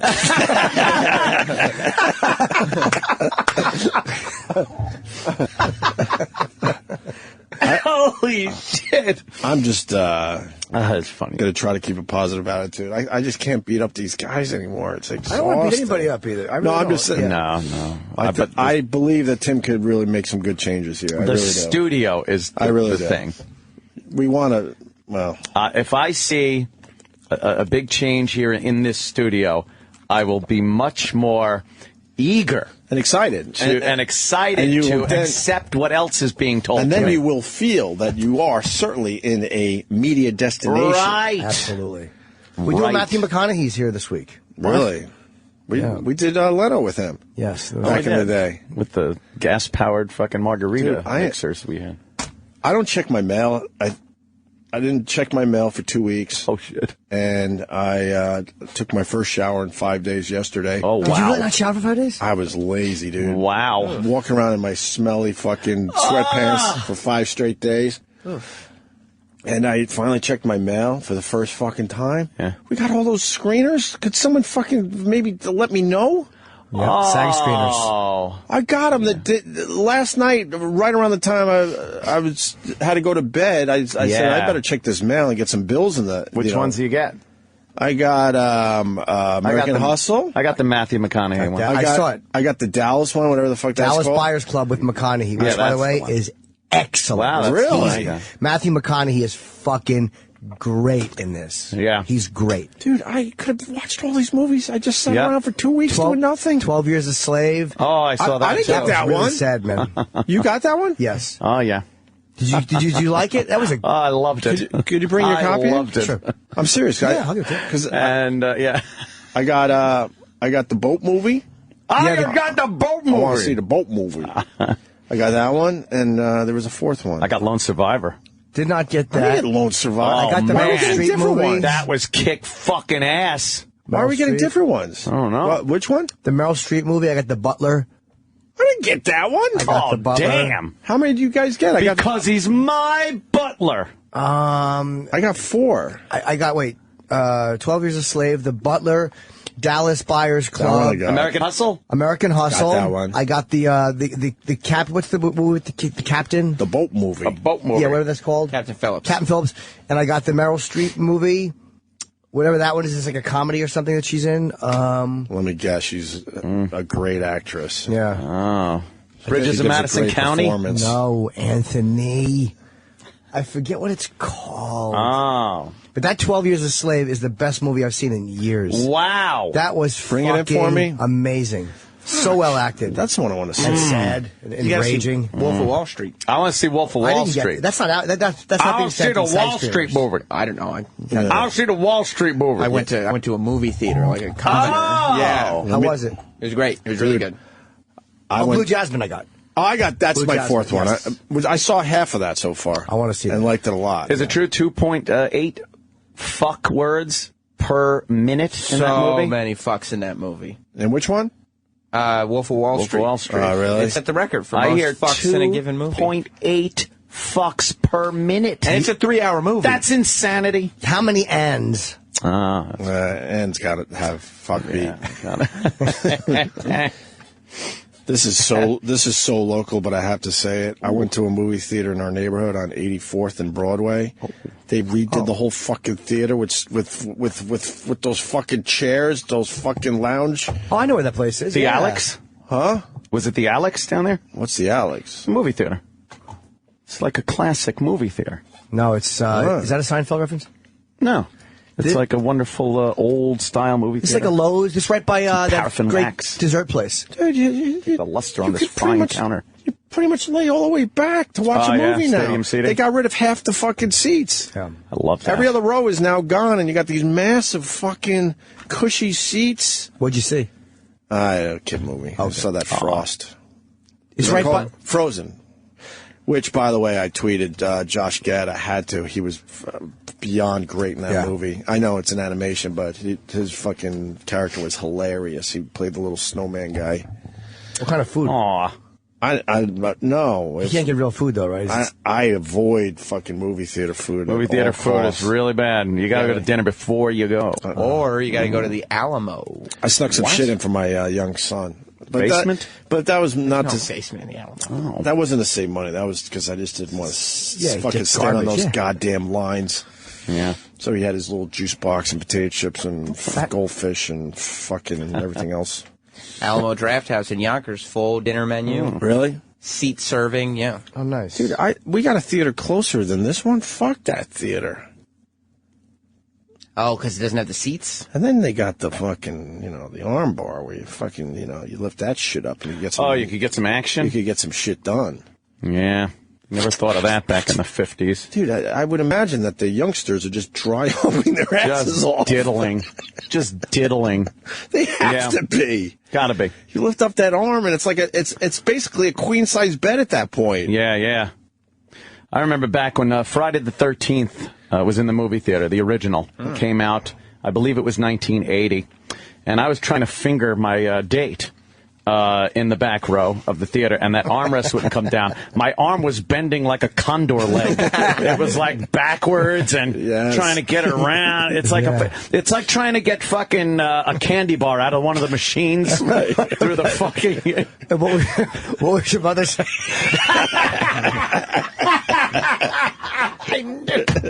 I'm 45 years old. Never gets old. But man, Jesus, I think I'm going to start going to movies again. Yeah, because it started like we've talked about it. The movie theater experience just started getting shitty. Yeah, better at home, right? Yeah, and you don't have to even have a lot of money to have a better experience at home at this point. It's all in the goddamn seats. You want good, comfortable fucking seats. You got to have the tiered levels where you're not looking at the back of someone's fucking head. Right.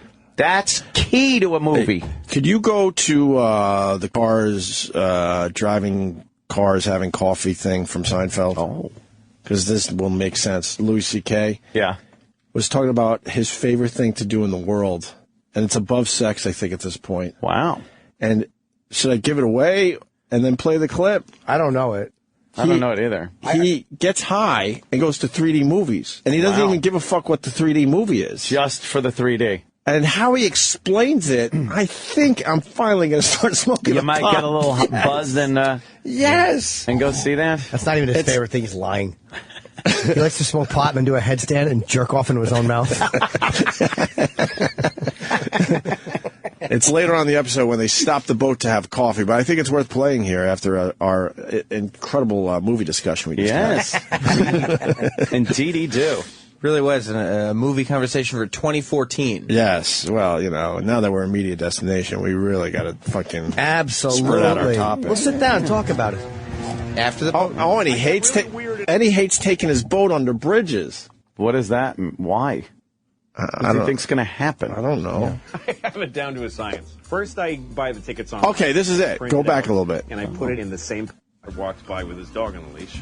The dog walked by with an owner on the leash? I said it backwards and then I tried to fix it. My favorite dog thing is when your dog is walking through the room and you stop him, he doesn't then continue on his way. Whatever you interrupted is gone. It's gone. That's hilarious. I go to the 3D IMAX movies. Here we go. IMAX, sorry. Stone or you get a scone? Yes, I get a scone to see a 3D IMAX movie. You're so elegant. If my kids have been with me for a stretch, is that and inside then they Louis' go boat? with their mom, and I have like a day between them. I gotta comment on that. He's got a sick boat. All right, Louis no longer has a boat. Louis owns a ship, but it's a yacht. A ship. Yeah, it's 2 levels. Yeah. He admits during this Comedians in Cars Getting Coffee with Jerry Seinfeld that he absolutely can't afford it.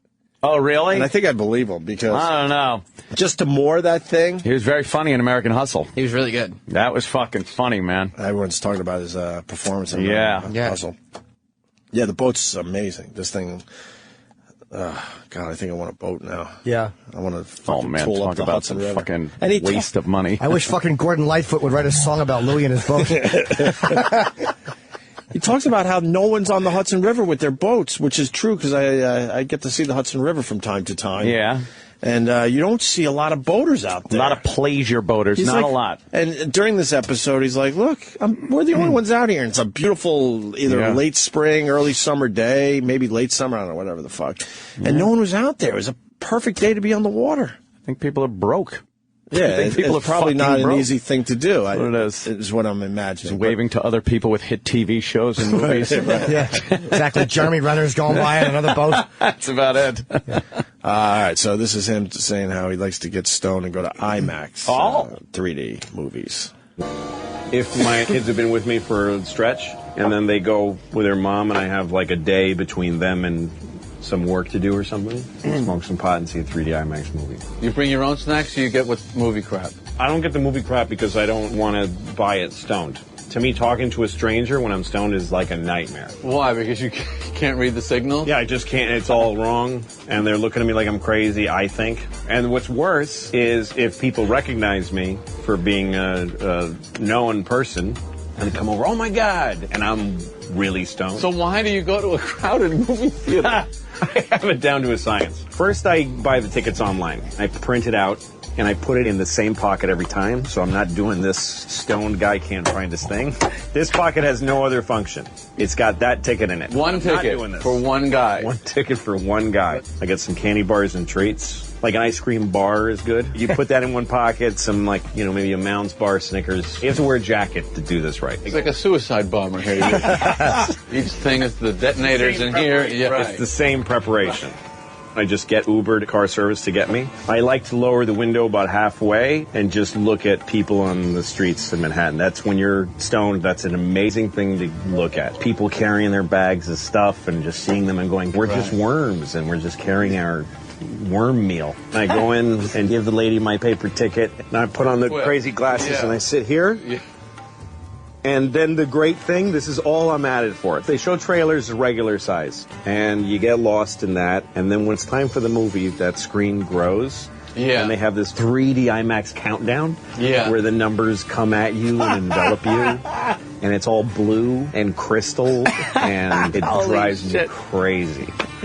It's my favorite thing in life. It's like sex, comedy when it's good. Sex? Yeah. Comedy? Yeah. The blue numbers. Yeah, sex is starting to go. And sex is dropping. That's a shame. That's a shame. When the sex gets below the blue numbers. Yeah. I have, Pull the ripcord. That's some funny Isn't that shit great? right there. God damn. Wow, Louis got a nice boat right there. Yeah, it's pretty awesome. Man. All right, we'll take a break. We got to talk about obviously the two penis guy. Oh, got a joke for that. That went fucking viral, man. Yeah, poor guy. Are we talking about everything you said we would talk about on the pre-show? Let me see. I mentioned the apologies. We did that. Want to make you out to be a fibber. That's right. Penis guy. Which we'll do next. Ant getting angry. Did that. We also got to talk about somebody was at the UFC fight. Holy with fuck, Anderson we do have to talk about that. Oh, I watched it on the TV. So did I. I rented that one. I don't rent all of them, I'll be honest, but I rent like three, maybe 3 a year. And that one I fucking... We'll I talk saw about some next. stills where Jim just looked like the guy in the Oswald shot Right, picture. right. That still pic. Concerned Jimmy. I loved it. So... Two penis guy and some UFC talk after the break, and for the people that still don't know, the show now starts at 6:30. Yeah. And Sam gets everyone going from 6 to 6:30 with a whole bunch of clips and just a fast-paced little half-hour pre-show. And then you're doing a wrap-up show too, still. Yeah. The post show's at 10:30. And then at 11 we just restart the whole fucking thing, including the pre-show. Uh-huh. So that means you get an hour. Yeah, I had an hour before. No, I mean you get it on the replay. Yeah. The show ends and then there's an hour before they hear us again? Yes. But I thought we started at fucking. I thought the show started again at 11. I think the show has to start. Nothing personal. Yeah, the I just show want that starts at West 11. Coast to, like, you know. Yeah, the show Hey! starts at 11. Whose idea was that? Well, like I said, we got things to figure out still. Yeah, when the West Coast was brought up, I assumed that I wouldn't even do an after show. Well, no, I would assume 11 o'clock is okay because sometimes you need the 10 to 11 buffer because sometimes we go late. Buffers. You know what we could do? What? We could move the show to 6 and then do an after show from 10 to 11 and not do a pre-show at all. That would be a good idea. Yeah, I don't know if I like that. It's kind of out of the box. I like the pre-show to start everything. Then we do our show. Then you wrap it up, which is nice. And then I think we got to go right back into the show. 11. But then do the post-show we again. definitely need to do the 11 o'clock. We need to go on. Yeah, that's what I'm thinking. Yeah. It's not going to happen today, but yeah, going forward. Yeah, because I don't know. We'll talk. We'll figure it out.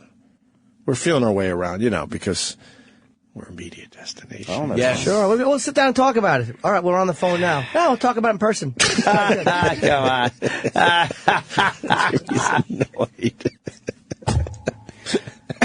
Christ. It's like, what's going to be the difference in person? I have a mouth and ears, and so Right, you. right. We're talking. Oh, there'll be a dick in one. Yeah, exactly. And not the ears.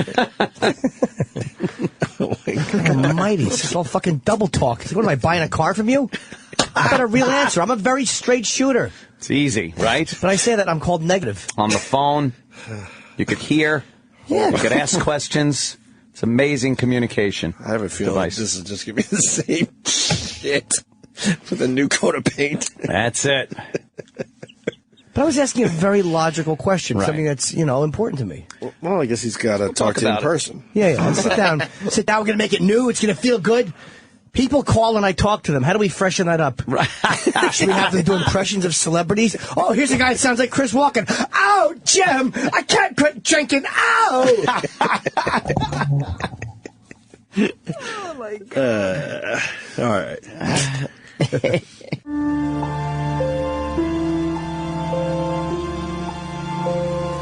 Thank you for printing this out in large font so I can read it clearly without my glasses. Here's another Opie and Anthony Show Radio Nougat.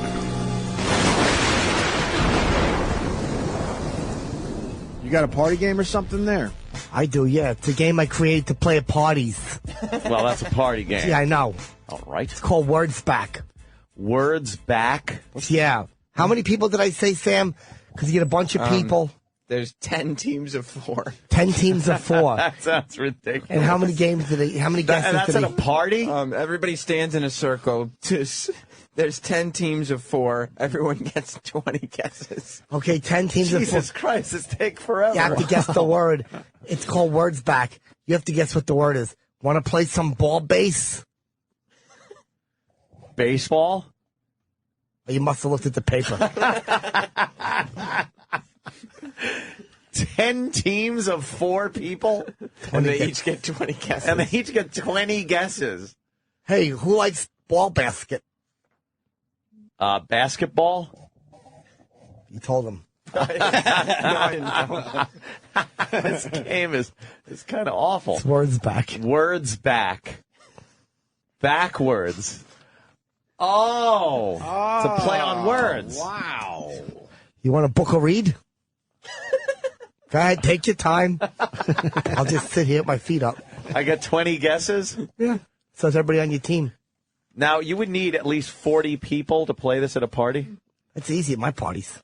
Oh, really? Play some Words Back. 40 people, 20 guesses. If you need help from your partners, you shout, pass, play, pass, play, pass, play.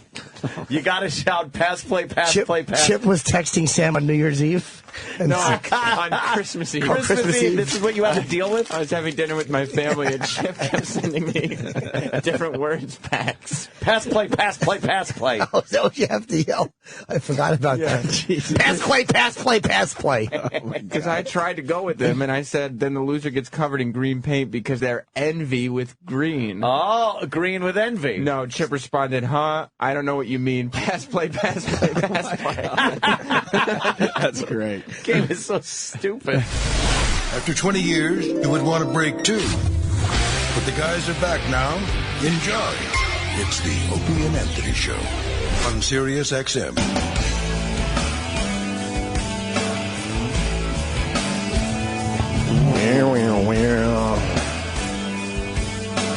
Thanks for checking out the Opie and Anthony Show, your media destination. As we try to figure out shit on the fly. We're trying to figure out some replays and stuff, so nothing is set in stone today. I just went in to talk to Tim, but he was on the phone. He is here. So, Tim, if you're listening to this, let's talk on one of the breaks. He was going to call me later, but I'm busy every day after the show. Like, let's just talk on the next break. Okay, that sounds good. And we're starting the show at 6:30 these days. Sam's doing a pre-show. Then he does a post-show. And then we got to figure out what to do after the post-show. Do we go back into the pre-show, or do we do the actual show? That's ridiculous. So what you hear today might be changed. I don't know. We got some things to figure out. I got to look at a grid. Because the other thing that is really important, people are like, all right, now that you guys have the channel, you got to make the show start at 5 where we left off at 9. That's another thing we have to figure out. A lot of people bitch that they would hear the same part of the show on their commute. Right, because it's like it's blocked out for 4 hours. Right. So if you spend 8 hours at work, you're in the same exact spot. So what you want to do is these people go to work at 9, they turn off the fucking show, and within reason, when they get back in their car, they're gonna pick up from where they kind of left off. Right. You know how you can tell we're a media destination? Because instead of using the 2 weeks off to figure this out, we decided to do it first show back on the air. Yeah. Well, yeah, that's what we do. That's what we do. Media destination. Let's say hi to Jim in Virginia. Jim, what's up? Hey, guys, I was a long-time listener here. I was just wondering why I have to listen to this homo who should be on the Own Q channel for 30 minutes. What's the Own Q channel? Without Q. That's a good question. Well, you don't. What happened there? He's mad because you're forcing him to listen to me at gunpoint. Starting to think a lot of these people don't really have lives. Or they do have ears. But why wouldn't you take that time to go maybe listen to something else you might enjoy? Yeah, why Well, not? I don't understand that. How much of us do you need? A lot. It's 5 hours of original content every day, and then they're like, well, what do we do for the rest of the day? Oh, my God. It's got to be a secondary thing you might want to take a peek at, no? Yeah. Or to explore the platform. Yeah. I'm uncomfortable by how much people need us. Oh, very needy. Wake up a little later. Let's say hi to Alex in D.C. Alex. Hello. Hey, fellas, Happy New Year. Welcome. Glad to hear you guys back. Thank you, Alex. Thank you, Alex. It's good to be back. Anthony, I give you a fucking week before you go postal, bro, over this bullshit of figuring shit on the fly. 1 week, you're fucking going postal and going to go across the hall and fucking shit. Why? What are you talking about? Well, for starters, to piss you off at the casino, so you have that rage already kind of just built in. No, it's gone. And now with this whole, like, what time are we going to put the show back? I say, fuck it, put it on at 11. Give everybody what they want, Opie and Anthony all day. That's what we're doing. Yeah. It is on at 11. Yeah. Although, no, here it replays 11:30 today because that was just a glitch. Oh, whoops. Well, can we change that today? Just what change it? Hit play this fucking half hour earlier. Just unplug the goddamn thing. Exactly. It's not the Whopper. Yes. No, we could. Of course we could. I don't know. We'll figure it all out. Yes. You follow a chipper. Yeah. That will just want to kill everybody. Oh, yeah. We'll have all this figured out by March. Don't you worry. Don't worry. Just in time for Jocktober. But I guarantee that the studio will not be done by March. No. I guarantee that. What day in March? For what? The studio. March 1st or March 30th? No, it will not be done in March. That's the what I'm saying. entirety of March. So you're giving it until March 31st, not done? Nah, there's no fucking way. Wow. We all know that. No. It's okay, though. It's all right. Yeah. You know, big monitor. You should have crooked monitor. You should have seen Ant slamming that monitor down. Oh, did I not want to fucking deal with that monitor? I was playing a clip. Ant doesn't need as many things done in here as I do, but that thing is driving him nuts. Driving me batshit. That every morning I gotta push it down, and the mount isn't right to be pushed down, so it's gotta go sideways. It just is a pain in the ass. Well, you haven't been asking for a year. No, I haven't. Larry in Minnesota. Larry, in all fairness, before you talk, the guys in the other room wrote, he is a loser and a truck driver, and he listens to O&A all day, every day. Go ahead, Larry. I do. What's up, Larry? Why would you call him a loser? No, I didn't. No, not you.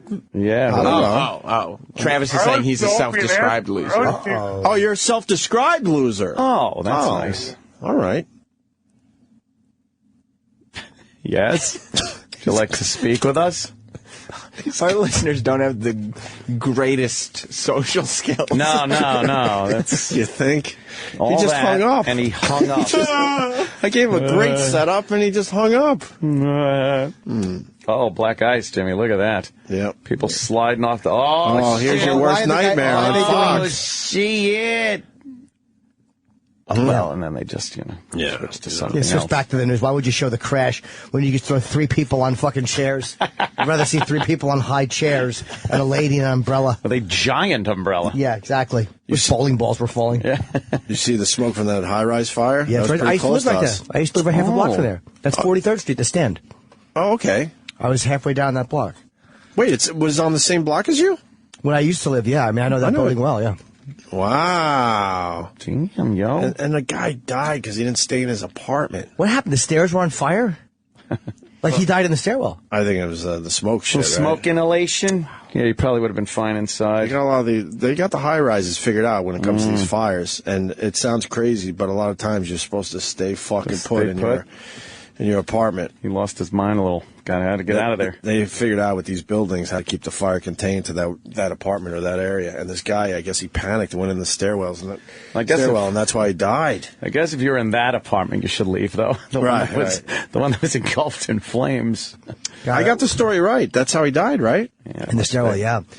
But, I mean, he panicked a little bit. I don't know what it was that got him. Like, that's scary, by the way, when you're fucking that high up on fire. Oh. Damn. How many apartments were lost, I wonder? It looked like it was pretty much contained, but it was that fire was pretty intense when on that one floor. Oh, I'm sure there's plenty of smoke and water damage. Yeah, they'll be digging out of that for a while. Yeah, that's a little scary though. Being up in a building, fire. Oof. That.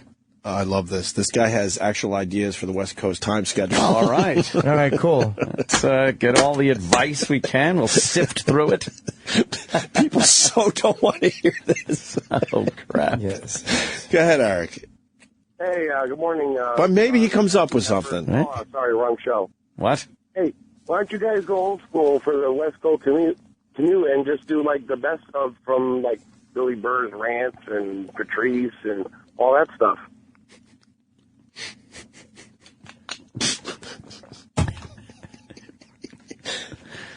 You know, I literally didn't think there could be a worse suggestion. Jimmy's eyes. It's fantastic. So much fun to watch. So, you're saying... He's gone, though. Yeah. How does that solve our problem? We want to get the new content out there. Oh. We got a podcast for the old content. What was the solution? Play Patrice and Bill Burr clips and the best of. Great idea. For the West Coast. For the West Coast. The West Coast. Yeah. Terrible idea. For the West Coast. Maybe we should have a channel. I'm hoping the West Coast wants to hear our new stuff.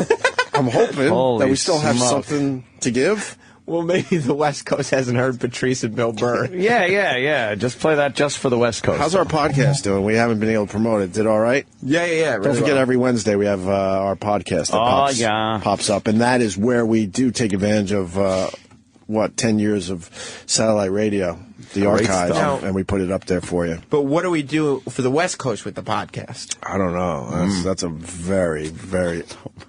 Oh, wow, the numbers dipped a bit during the holiday, huh? Cool. Look at that. Ooh, that number. What? Uh-oh. What? It dipped a bit. Oh, we're still doing fine. We're doing all right. It dipped a bit in the same way that Air Egypt did. That's how the holidays. Numbers are still actually very good. Okay. One is family stories. One is best of 2013. And the best of Chip Chipperson, I understand. Oh. On the podcast? Fuck yeah. I don't think so. Be a billion. I was thinking we obviously have to give Jim Norton his due. No, when is there going to be a podcast with all Jim Norton stuff? You guys hear me every day. I don't need that, honestly. You're going to have that. I don't know if it's You're needed. going to have that. I mean, plus, I mean, how you know? If we give Bill Burr one and Patrice a few. We'll give Jim Norton one. We'll give 12 Jim- hours? You got a podcast that long?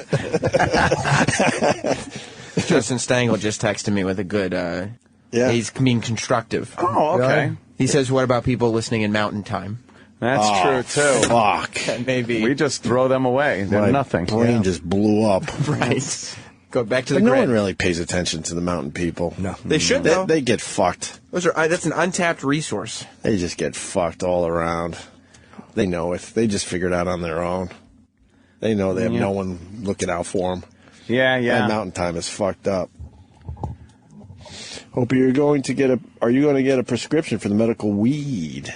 Nice. I think they're talking about that for I'll go New York. I'm all about illegal weed. Got to go illegal if you're going to smoke this shit. Colorado was loving their new legal weed, huh? But all those businesses that opened up, so they were all just growing plants illegally, and we're hoping for the best. Hoping, because you see some of these suppliers, they were all ready, to go. Yeah, they weren't exactly like, well, we got a plant now. Right. You would think if they're legalizing pot that there would be a planting season. But yeah. You see those warehouses? They were ready to go. They were ready to rock. And that shit was illegal, right? Yeah. What happened? And what? They're just saying, whatever, it's cool. Yeah. Yeah, they're digging their legal weed. Yep. And now Cuomo looks like an idiot, so he's basically saying that we're going to allow some medical weed to come into New York State finally. I think this is a big distraction. Get the people all hopped up on the dope. Right. And it'll keep them mellow. Right. You know? And then they'll look at the news and see the country's falling apart and be like, I don't care, I'm just going to smoke some weed. Aren't they already smoking weed, though? Nah, I think this will make it like, more people smoke weed because it's legal. And then what about, like, everyone's concern is for the goddamn children all the time, right?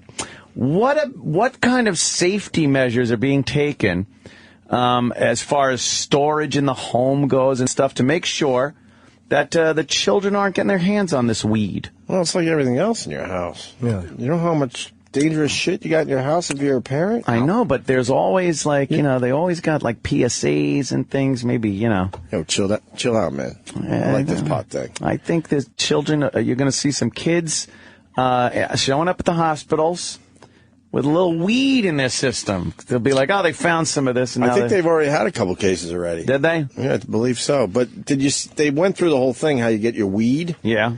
And they got, like, baristas. Do they? What do you want? What kind of buds you want? I'm selling marijuana. They kind of do, though. They got those guys like, all right, well, if you take this fucking thing here, Oh, they're all the pros. They know all the lingo, right? Yeah, they got those guys in there. And then they seal the bags before you leave the store. Child-proof fucking bags. Oh, yeah? They seal that shit with that big... Yeah, but you got to open it up sometime. True. Open it up at home. You get stoned. You leave it out on the table. Now your dog ate it. But when you're stoned, you're very responsible, and you make sure everything is taken care of around you, right? Mm-hmm. I don't know. I bet some problems start cropping up. No pun. Yeah. Just saying, I could give a shit, quite frankly. It's interesting. I think we're many years away from the country legalizing it. Yeah. I think a few more states will, get involved, but I don't know. Is there? I don't think it's going to be as. That's not going to be as easy on the East Coast. No, I wonder fucking why. way. They're more liberal here. It's so weird that it isn't There's already. no fucking way it's going to be as easy. I think you get Montana involved. Montana will fucking fall. Yeah? Yeah. What about live free or die? Not so much. I would think they'd be for it. Maybe. Yeah. Yeah, they might be the exception. What about Massachusetts? No fucking way. No? Two shits. Yes. You know what you said? I heard it. Pennsylvania, Massachusetts, Connecticut, New York. That's going to be tough. Those are going to be tough. Now, why? They're the Libby states. I know, but they're just going to be tough. I get it. Well, are there warning labels on this weed? Anything? You need a prescription Do not for it. drive? No, not in Colorado. Oh, right. You just buy it for fun now. It's for fun. Did they put anything on there? Like, hey, don't smoke this and drive, operate heavy machinery? We probably should have had like a pot expert to talk about the Colorado situation. Yeah. That would have been smart. Yeah. The ins and outs of getting your weed in Colorado. Black market weed is cheaper than legal stuff. No shit. What? Come on, dude. Here, talk to him. Hey, We got Eric. our expert. Eric. Yes, You're- believe me, I know it's a no shit, but considering the legal stuff is three to four times the price of black market. Yeah, because it's legal. But if you get caught with the black market stuff, same shit, same penalties, right? Meaning none. It's like you're going to pay more for prescription pills you don't have a prescription for from somebody down the street than you will, Right. Right, and they are having problems. Some of the veterinary clinics and some of the pediatric hospitals with little kids and with pets already. That have gotten a hold. Yeah, they've had that. They've been having that problem ever since the medical marijuana was legal out here. Man. All right. Yeah, I've got several friends who smoke pot who are like, "Fuck the legal shit. We'll just go buy it from our dealer. I'm not paying $400 for an ounce." Yeah, I don't blame you. And then if you get caught with it, with illegal stuff, no one knows it's illegal, so it's just weed. You just have to have a prescription for it. No, it's legal in Colorado. Legal. How do you feel about this? It's just weird. It's weird, right? Yeah. Because we've been alive through the whole thing of no fucking way As you well can't as smoke booze weed. not being legal. Yes, and 2 water fountains. We all remember Reefer Madness. Yes. That shit will make you do crazy shit, and now it's legal? Yeah, it was, it's just odd that Colorado, they're smoking, and then some states, people still going to prison for a long time. Well, New York State, pretty It's a tough on weird the thing. weed people, right? Very strange. Speaking of smoking, did you see the new quit smoking ads for New York? Oh, God, wait a minute. Is it You the haven't fucking seen 'em? ones? No, I think I was watching an Odd Couple No, you would know. marathon. You would know. Yeah. Yeah. They're now it goes showing people. on. They're now showing people at the end of their lives because they smoked their whole lives. It goes on and on and on and on. It's the longest hacking, Fuck those coughing, people. gurgling. I'm not a smoker. Oh, it's terrible. Most of my family, none of us really smoke. Fuck those people. Why is that allowed? But if God forbid you say fuck on TV or show a nipple or make some racial joke, Yes. all hell breaks loose. But this is okay? Are you kidding me? I'm trying to watch The Odd Couple, and every commercial break that came up, get a big downer. Dude, these commercials are the most horrific thing I've ever seen on broadcast television. Wow, she's fucking hot. It ain't that one, is it? I don't know. It's just some person, like the one I saw, it's was somebody NYC from the quits. back. NYC quits. You would know when you see it. And then you got the husband trying to take care of the wife. She's in bed with Gurgling, basically. And Just like Ann says, gurgling. it goes on and on and on. Why is that acceptable? I don't know. I guess Well, we it's a can't- health thing. That's their point, probably. Well, it's encouraging. But people isn't to that do it. Yeah, it's more horrifying for you know, I would think, for children and everyone else who might be taking a peek at the TV? Oh, God, yeah. I think it's scary. Yeah. What are these? Oh, are these them? Let's see one of the quitting No. ones. Oh, one with a kid? I didn't see that one yet. Show that one. Good. Oh, God. The guy that at the mirror. No, go with Uncle the Paul. Yay. Is that the only ones we got? Smoke ciggies. Keep going. I'll tell you the one I saw. It's the wife in bed with the husband, just like. Oh, wow. That's a lung missing in that fucking X-ray. Which one do you want to play? Let's just... Let's go to the bed one first. What the heck? There you There's go. a kid and a lady in bed. This little couple. Black woman, she's having trouble breathing. Can you make it bigger, Sam? I can't see it. Dying from smoking isn't quick and never painless.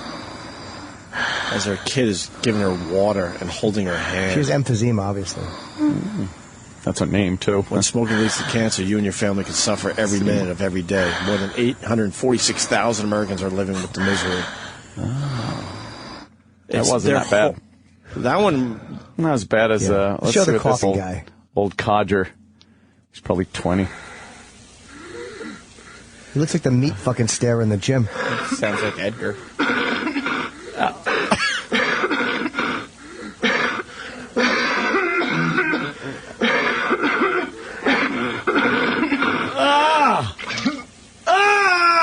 Blood in the sink.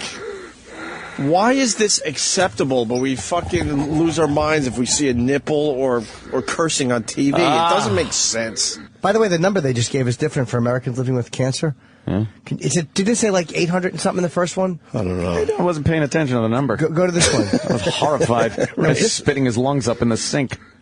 Wait, go back a little bit, Sam, to the end of it, or I'll bash your teeth. It says... Hold on. No. Like, just keep rewinding. It shows it. Oh. Rewind a little bit, sweetie. Oh. Sam, you're ruining everything. Wait, let's see. 285,000 Americans are living with the misery of lung cancer caused by smoking. Go to the end of the first one. Oh. Different number? I think by a lot. Maybe it increased. Let me find that. Hold on, Sam. Well, no, that's the people dying from the lung cancer are living with the misery of cancer caused by smoking. And what was the difference? One was lung cancer, or one was specifically lung cancer, okay. and that's all the cancers you deal with if you're a long-term smoker. Oh, how about another hacking spot there? The old white couple is the one that was just brutal. No, these are all brutal. I don't know what that is. What's the ones that don't have any pictures? Let's check them out, Sam. Okay. And here in New York, you're trying to enjoy some football games. You're pretty pumped up. They're great games, and then this shit comes on. You're like, really? Yeah. It makes you not want to smoke, though. That's true. But we all have to deal with this. There he is. There it is.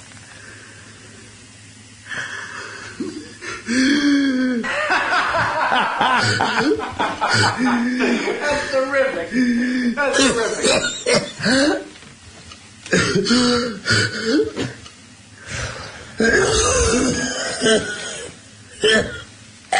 You think anyone ever wants to visit him? Man, they got some great actors for these spots. Oh, Jesus. Wow. Do you think anyone wants to go to his house and like, hey, how you doing? The camera crew even set up behind him. Yeah. Oh, man. People who talk to him must love text messaging. That's got to suck. Go up a couple. Hold on. What's that one? No, down. One of these That's the one we just... Okay, sorry. But why don't these dopey news heads talk about this shit? These are deeply disturbing. Mm-hmm. If you're worried about fucking, disturbing people, well, maybe it'll with your teach content. Junior. Yeah. Gotta let Junior know smoking bad. Yeah, because kids go, what's that? And you go, that's what happens if you smoke. They won't smoke. Damn. Well, can't you just, maybe there's a place on the computer you could go to? Jeez. These things are popping up a lot. What's the stroke one? What's that one? It's just black. There's no picture. Is that Espanol? Video is what? Private. It's private. Why is Jimmy. a private smoking video? For who? Not for you. For who? You can't see it. Only special people? Big tobacco. Oh, yeah. It laughs. Mocking them. Anyway. That's emphysema. Mm-hmm. Wow, that's fucking... Those are nasty. Yeah, I was listening to those fucking things. Brutal. Trying to watch my New Year's Eve marathon fun shows and... If you're trying to protect the children, which, Yeah. I'd laugh at, but when these come on, I look right at my kid and I change the fucking channel. I'm like, fuck but I don't give a fuck if he hears a curse or two on TV. Who cares? Whatever. Let me say hi to Mikey in the great state of New York. Mike, what's up? What's up? Listen, Hey. those ads are fucking disgusting. I don't smoke. Why do I got to sit there and watch that garbage? Well, I just wanted to give you a shout out and I thank you. Somebody is fucking paying attention out there. Well, it affects all of us. The garbage. Garbage. Go smoke. Kill yourself. What do I give a fuck? All right, sir. Thank you. Thank you very much. Let me say hi to Junior, JR in Texas. Hey, Anthony, I think they glossed over your brilliant line there. When Jimmy said, that's emphysema, you said, that's her name, too. Oh, yes, well, of course. Jesus. Very nice. All right. Weed. Yeah, I guess they're taxing the weed. That's why it's expensive. We know that. Oh, that's the only reason they legalized it. Yeah. Make some money. It's all about the money. Fucking weed, some casinos, some fucking prostitution. We'll be back in great shape as a powerful nation in no time. Right? Online gambling is now completely acceptable. Well, in what, Jersey? Maybe. A few places now. Yeah, Nevada.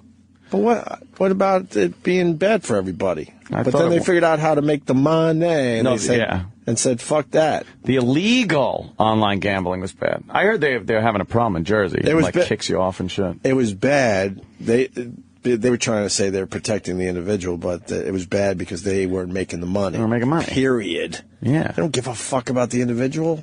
Well, they say they were protecting you from unethical practices. So if the state's running it, then it's going to be great. Oh, really? Yeah. Will they be able to figure out how to make that business work? How to make that website work? Well, actually, they haven't. In Jersey, there's some problems. You'll be playing a game, and it'll throw you off and say you are not a resident of New Jersey. Like your IP will change, and it'll throw you off the game. Are you going to be doing some online gambling now? I can, not in New York. If you could, I mean. If I could, yeah, I used to. But I used to do it through, the old companies they were a little unethical in their practices, but I kind of got them back anyway. I remember they sent me this email and said, hey, your bank denied payment on like $2,000. Could you please send it to us? And I said, no. So, and then the whole thing came down where the FBI served them and everything and just shut everything down. I'm like, all right, bye-bye. Wow. You lose. Wow. Yeah. Whoops. Fuck 'em. Yep. We got Derek in Long Island. His buddy just came back from Colorado. Wants to talk about all the edible weed stuff he came back with. He came back with. See, here's another problem. A lot of people are going to be transporting this shit to places that you're not allowed to have it. They were trying to explain that right out of the box. They're like, hey, it's legal in Colorado, but don't fucking go over the state line with it. Going to jail. Of course you are. I wonder how many people got fucked with that. This guy went over there to become a teacher because he couldn't get a job in New York. So he goes there, and now he's got a card. He comes back, he's got fucking gummy bears and chocolate bars. And it's funny because, in the nutrition fact, it says, THC and calories and protein and all that shit. And he's going, these chocolate bars. He's like, you eat one of them and you're on your fucking ass. He doesn't care how much weed you smoke. You eat one of those bars, he says you're done. And he brought it back with him in a car, huh? Nah, I'm guessing on a plane. On a plane. See, that's going to be an issue. You are going to see an increase in people getting in trouble. Hey, what happened? It's legal. I bought it's legal. They're fucking gummy bears. It doesn't matter. They're going to know what the fuck that shit looks like and smells like. Right. You know? And they don't have the same attitude about it either. No. But there will be... Can you ask Sam, would Sam try edible gummy bears since it's not a crazy food? And it's not technically smoking a drug. But he doesn't do any. The company won't let us fucking grab tits. They're going to let Sam do a drug. But the thing is, though, they're going to have to cut down and be lenient with that shit because so many people will just have it in a lollipop or whatever, eating it at the airport. It's I'm saying nothing. But no. Yeah, but Jim, don't you think that's going to increase kids doing it too? They can get fucking gummy bears? Yeah, I just, I wish it wasn't legal because for me it's tempting, but I know I can't do it. So good luck to all the people who can enjoy it. It's obviously going to turn people on to fucking drugs. Duh. That's what I mean. The government don't give a fuck. They figured out how to finally make money out of it. I kind of liked it illegal, it was kind of fun. You had fun at dealer. And, felt a little dangerous. I'm smoking weed. Yeah, I like the danger. Yeah, a little dangerous. So I'm a bad boy. The little secret signal, you go. You see someone, you make the joint signal. You got any... Yeah, shit like that. Now it's like, just going to the store. Now you're doing that in Whole Foods. Yeah. It sucks. I got to take my giant cock out and pee. Who's on the phone? Caroline or Carol Lynn. Oh. Carol Lynn, I'm going to guess. You guessed right. Nice. So I was listening to your show, and I hear the lung commercial, and I can't stand it. I turned off the show. TV's on in the background. Commercial for Kelly Ripa. And next thing I know, the lung commercial. Oh, my God. God, you're surrounded by them. I'm surrounded by But it's it. just the hypocrisy of the whole fucking thing. I will now make the point for the 5th time. But it drives me nuts. Yeah. That's daytime. Who cares if someone curses on TV? These things are really... You may have heard a word that we didn't intend on Right. letting out, that we apologize Yeah, right. if we offended Right, anyone. We'll be right back. There's a dying man on TV. Right, where they can't help themselves. They show the blood in the sink after he coughs up something. But they appreciated it by Kelly Ripa. It's something so happy and bubbly. Oh, yes, little Kelly Ripa. We try to turn on people to the fact that it's all just bullshit, man. And meanwhile, I can't get a backing for my new snack food. Yeah. Nobody wants to because they think nobody will buy Chenskins. What is that? Chenskins? Chenskins? Sounds like a Chenskins. male product. No. It's a celery stalk with Milk Duds duct tape to it. No, what? Duct tape. You're not getting backing for it. My Chenskins. I like the way that word ends. Kind of rolls off the tongue nicely, though. Chenskins. All right, thanks, Carolyn. Thanks. Bye-bye. Finally, Anthony in Toms River, New Jersey. Oh, no, I'm not. No? Hey, boys. Hey, buddy. Yellow. You're right across the bridge. Right there. Yeah. The intern. You guys still out there in Rivoli's? Still got you on the billboard. Oh, I like that thanks. Rivoli. That was Yeah, we fun like the over there. Rivoli guy. He's been a fan for a while and a supporter and a Good soldier. eats. And Good his eats. food's damn good, yeah. What's going on? The New Jersey gambling thing. I got all excited. They released it. I got an email. Come online to Borgata, whatever. So I signed up, and I'm on my desktop. I'm trying to play. 45 minutes later, and a retarded tech support out in the middle of East Jabib. I can't play because I don't have a wireless card in my computer. They have to verify. Yeah, they have to verify 2 nearby routers that are in your town to verify you're in New Jersey. So you can't just hardwire yourself in? You can, but they say, oh, well, we can't verify you're in New Jersey just by your IP, 2 sources. So if you don't have any neighbors with a wireless router, you can't play. Wow. That's odd. Yeah. Well, you know. They'll figure it out, I'm Yeah. sure. You just settle down. Yeah. Settle down. You'll be able to feed your addiction soon, sir. Yeah, don't you worry. Yeah, you get the wireless router. Get the wireless router. All right. All right. Thank you, Later, buddy. boys. After the break, 2 Penis Guy, finally. Oh, Yes. right. Forgot about him. And more things. Who's that? The Talk with Tim go, Jimmy. Cool. I said on the air that I wanted him to come down. He was on the phone, so maybe he didn't make it down. Oh. Hopefully he'll come down on the next break. We could talk for a few minutes. I only need 2 minutes because he said we'll figure it out. And I'm just going to go, okay, it's Wednesdays for an hour. How do I do it? Right. And hopefully he'll be able to tell me. You think there's an answer? No. Of course there's not. But I like Jimmy's show. But this is all new now. Yeah. And different. Yeah. Doesn't really feel different in here. No. It doesn't. Feels the same. Look around. Big monitor. Yapper. I just got to say, the Mike Tyson book, I finally really, really dove into it. I read, a little bit here and there. Yeah. But then with the time off, I really dove in because it's like 580 pages, I think. Mm-hmm. I got 50 pages to go. What a fucking great read. Yeah. What a fucking Crazy great shit. read. Amazing. He is not. I can't. I guess anyone that writes a book, they're holding back some stuff. Uh-huh. But I can't imagine what he's holding back because. Yeah, you think. Wow. You just put it all out there. He was just a full-blown addict for most of his boxing career, and then beyond, obviously. Just what was he doing?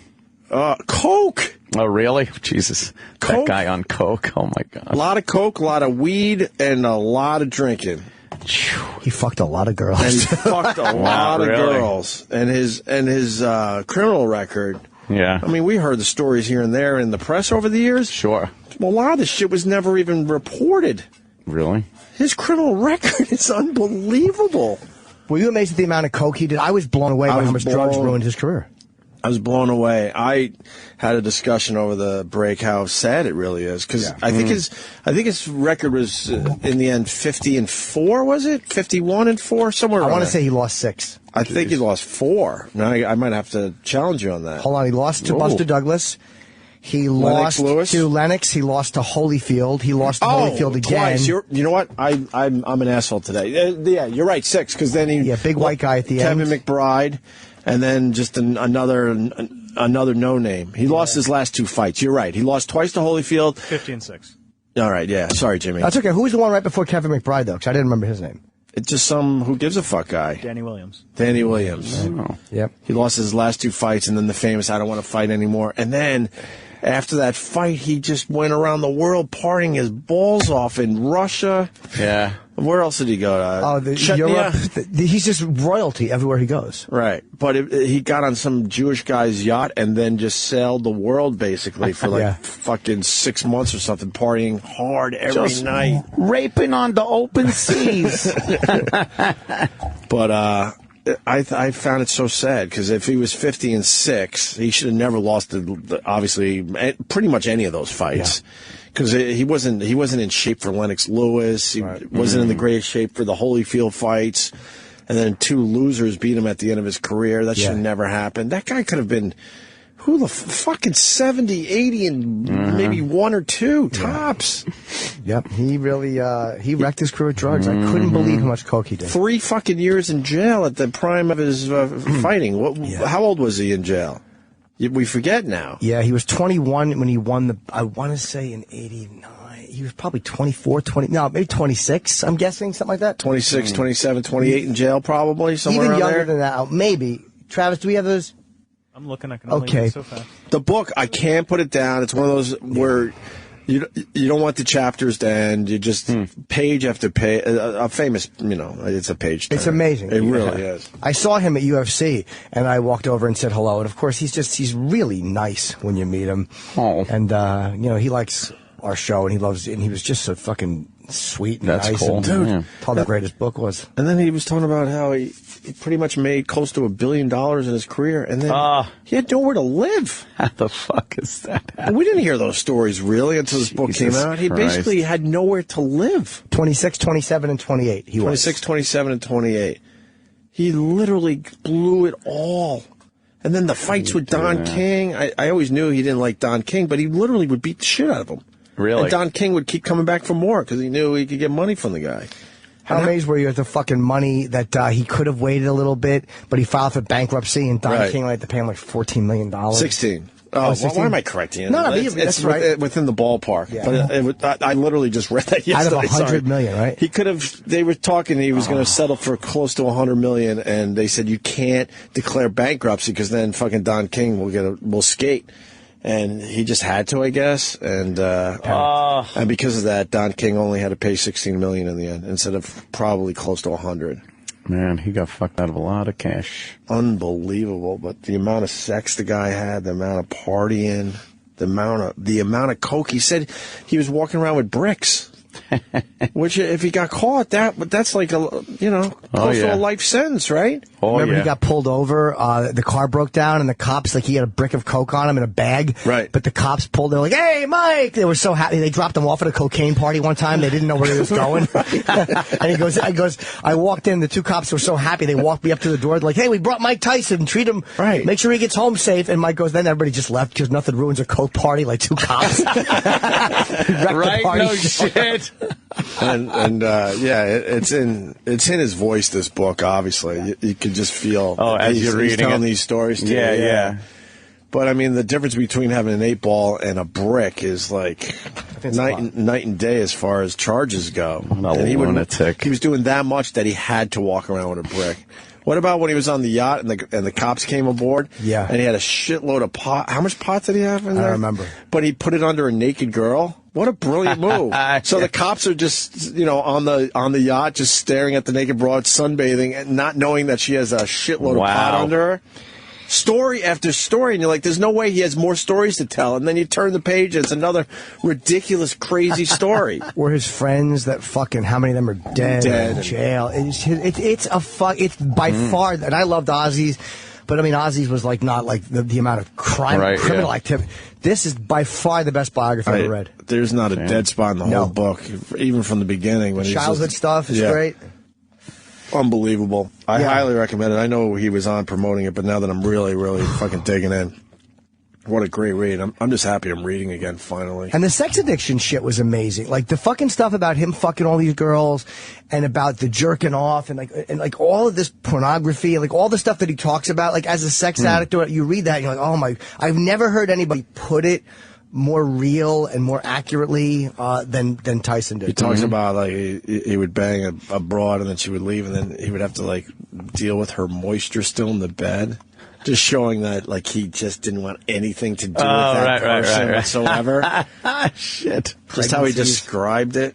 He was getting everyone pregnant. The guy's got like, I don't how many different... He had 45 girlfriends at one point or something. What? All over the world. And I absolutely... Because everywhere he went, they would just fuck him. Right. God.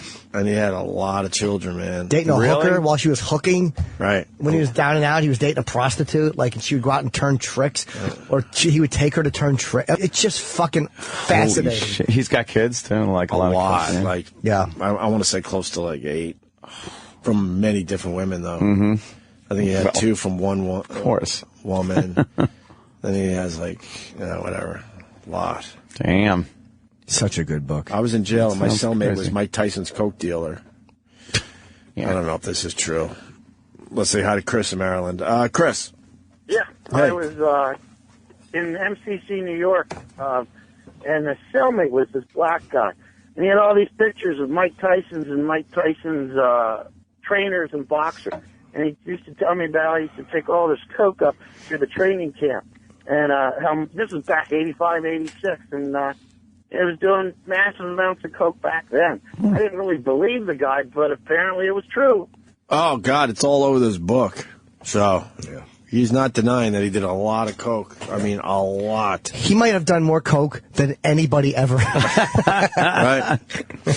And a lot of his fights, he just wasn't prepared for. And we were still beating the shit out of these guys. Can you imagine a guy that was completely focused, what kind of record he would have had? But he also got bored by the whole fucking thing. He talks about that. He just didn't want to fight anymore. Oh, he was? He was just fucking done with it? Yeah, but he had to pay his bills. Oh, so, yeah. So they kept lining up fights, and then he would just go through the money. He said he had how many cars at one point? He had so many cars he didn't even know where the keys were.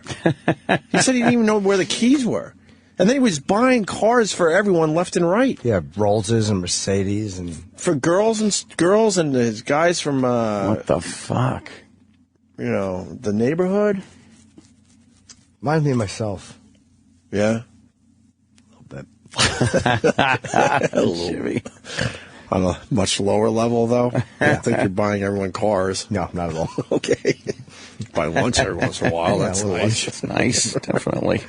Imagine your friends just buying you a fucking Rolls. Yeah, I wish I was friends with Tyson like 97. Oh. He tells the story. He goes into this car dealership in L.A. and with a bunch of his, his boys. And they all look like they, have no business being in this place. I'm certain. And so, like, a young kid comes up because, he's just a young go-getter. All the other, like, car salesmen are like, oh, fuck, this guy ain't wasting my time on this. And Tyson turned around, I believe, if I'm not mistaken, he bought 6 Rolls Royces from this guy. And the guy was, like, promoted to pretty much running the joint afterwards. Yeah, 6 Rolls. Was it 6? I believe you're right, yeah. 6 Rolls Royces. He says, I'll take them all. He's basically said, what do you have in stock right now? That's some serious cash. Yeah, I did shit like that. Yeah. Oh, yeah? No, you didn't.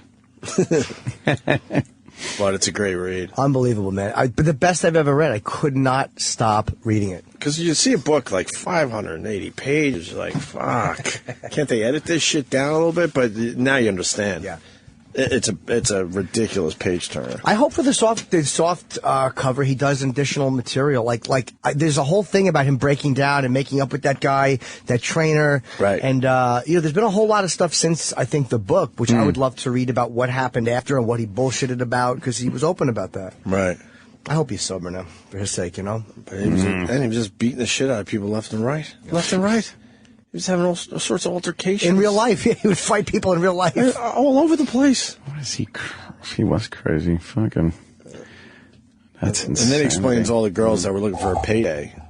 Yeah. A lot of girls looking for that payday. You know, claiming all sorts of shit. And like Jimmy said on the show, right around when Tyson came in, I'm with you. There's no fucking way he raped Desiree Washington. Oh, yeah? He got fucked. You think he got with his really lawyers fucking... and everything. Yep. That was so disturbing to read. Yep. Absolutely. He got fucked big time. That terrible tax attorney, Don King's tax attorney. Right. A tax attorney took on his case? His rape case. Biggest fighter on earth. Jesus Christ. And then, that's not good. And Don King was charging Mike also. What was the number for the towels? I forget how much, $8,000 a week for towels or something. Towels. It really was a bit more than towels had cost. How is that guy still fucking, even in the business? He's a smart guy, a great talker, and we interviewed him. How charismatic was he? Yeah, I know, but at some point, if you fuck somebody over, charisma, kashmizma, I'm going to cave your head in. Yeah, but he did some caving in his own right. Didn't he killed 2, right? Because I think in the book he says, I got 2, I have no problem getting 3. There's one, something like that is quoted in the book. Tyson? King. Okay, yeah. Fuck. I think he killed 2 people. 2 people, yeah. Jesus Christ. Yeah. Even though you know the story. What the fuck is going on with these people? We've all heard the Don King stories over the years, but when he came in, he was awesome. Yeah, he was fucking great. Fucking loved the guy. A couple times, yeah, he was great. But I mean, if he fucking took me for millions and millions, one behind the ear. Well, Tyson beat the shit out of him a few times. Kicked him in the head as Don King's driving a car. And Don King drops him off on the highway. Oh, right. I'm like, what? More and more stories I remember as we just sit here. He kicked him while he was driving the car. Just really hard. So King was able to get him out of the fucking car, and there's Tyson on the side of the highway with one of his bodyguards. And that's where the cops came, I think. And he had the coke on him at that point. Shit. That's great. It's unbelievable. Dude, I love this fucking book. Love it. But it's kind of depressing. Yeah. Guy with that much talent, and he was just had demons the entire fucking time. Yeah. I could literally interview him every day. Yeah. Yeah. And then also one other thing which I've found fascinating. Throughout the book, you realize that people didn't really know at times who he was. Did you catch that in the book? What do you mean? With clubs and walking around the street and stuff. Yeah. You just assume everyone would know who Mike Tyson is. Yeah. So, go get it.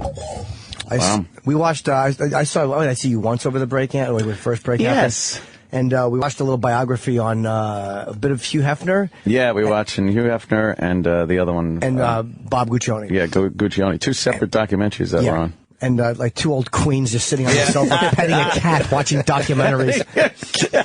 Fucking the worst. I'll have a pretzel. It's on vacation.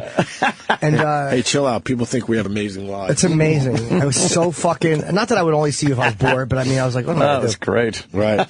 And I have such a respect for Hefner now and what he did for free speech. But anyway, I watched the Ali fight, about boxing, and he the Foreman fight. And at the end of the fucking Foreman-Ali fight, I never watched the...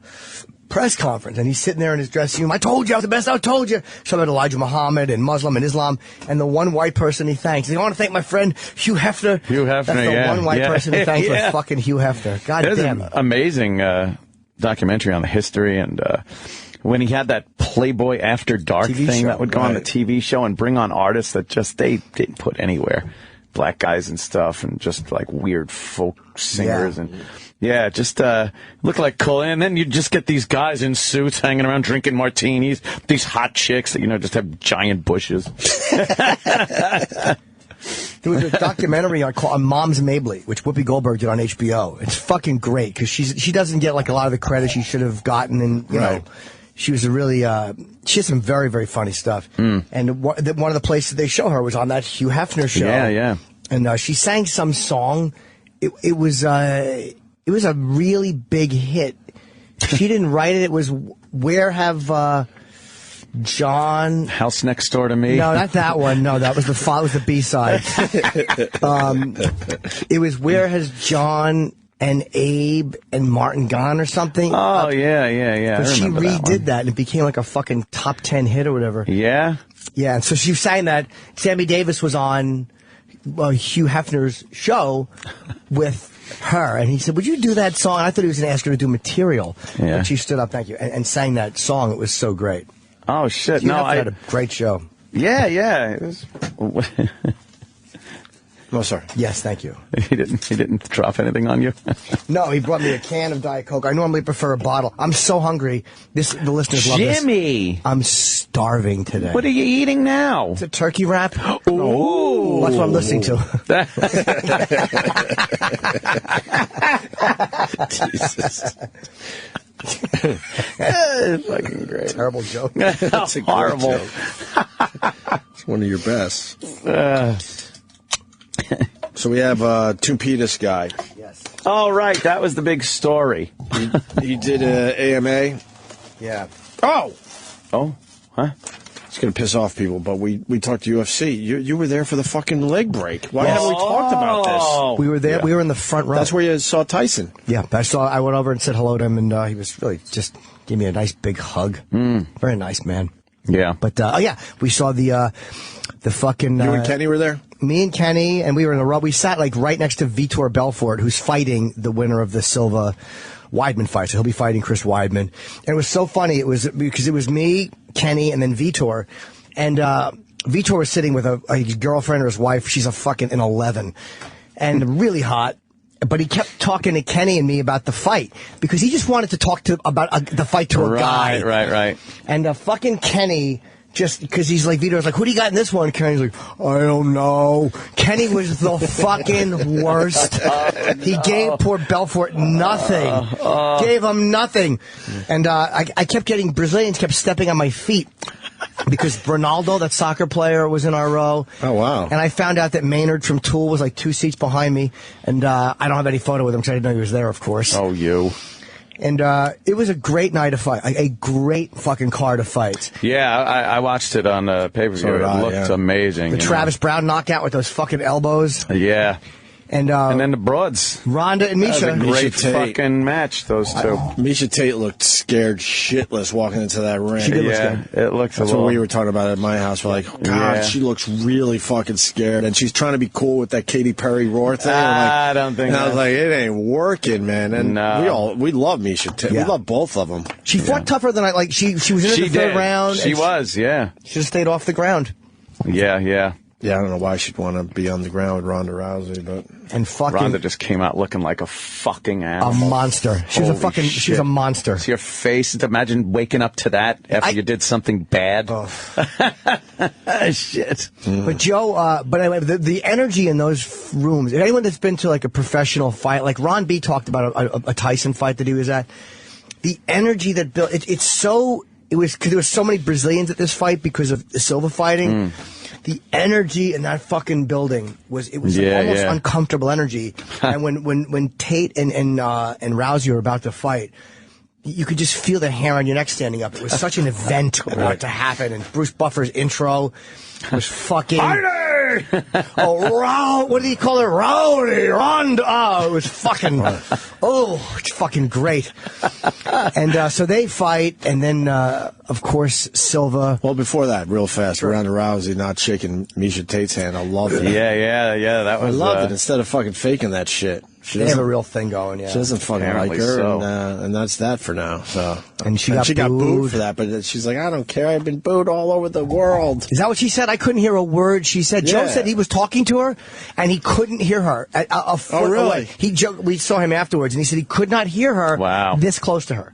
He couldn't hear what she was saying. Yeah, she said something like, I've been booed all over the world, because obviously she was in the Olympics. Look at concerned Jimmy. Oh, yeah. Jimmy's in all the concerned Jimmy. All the Silva photos.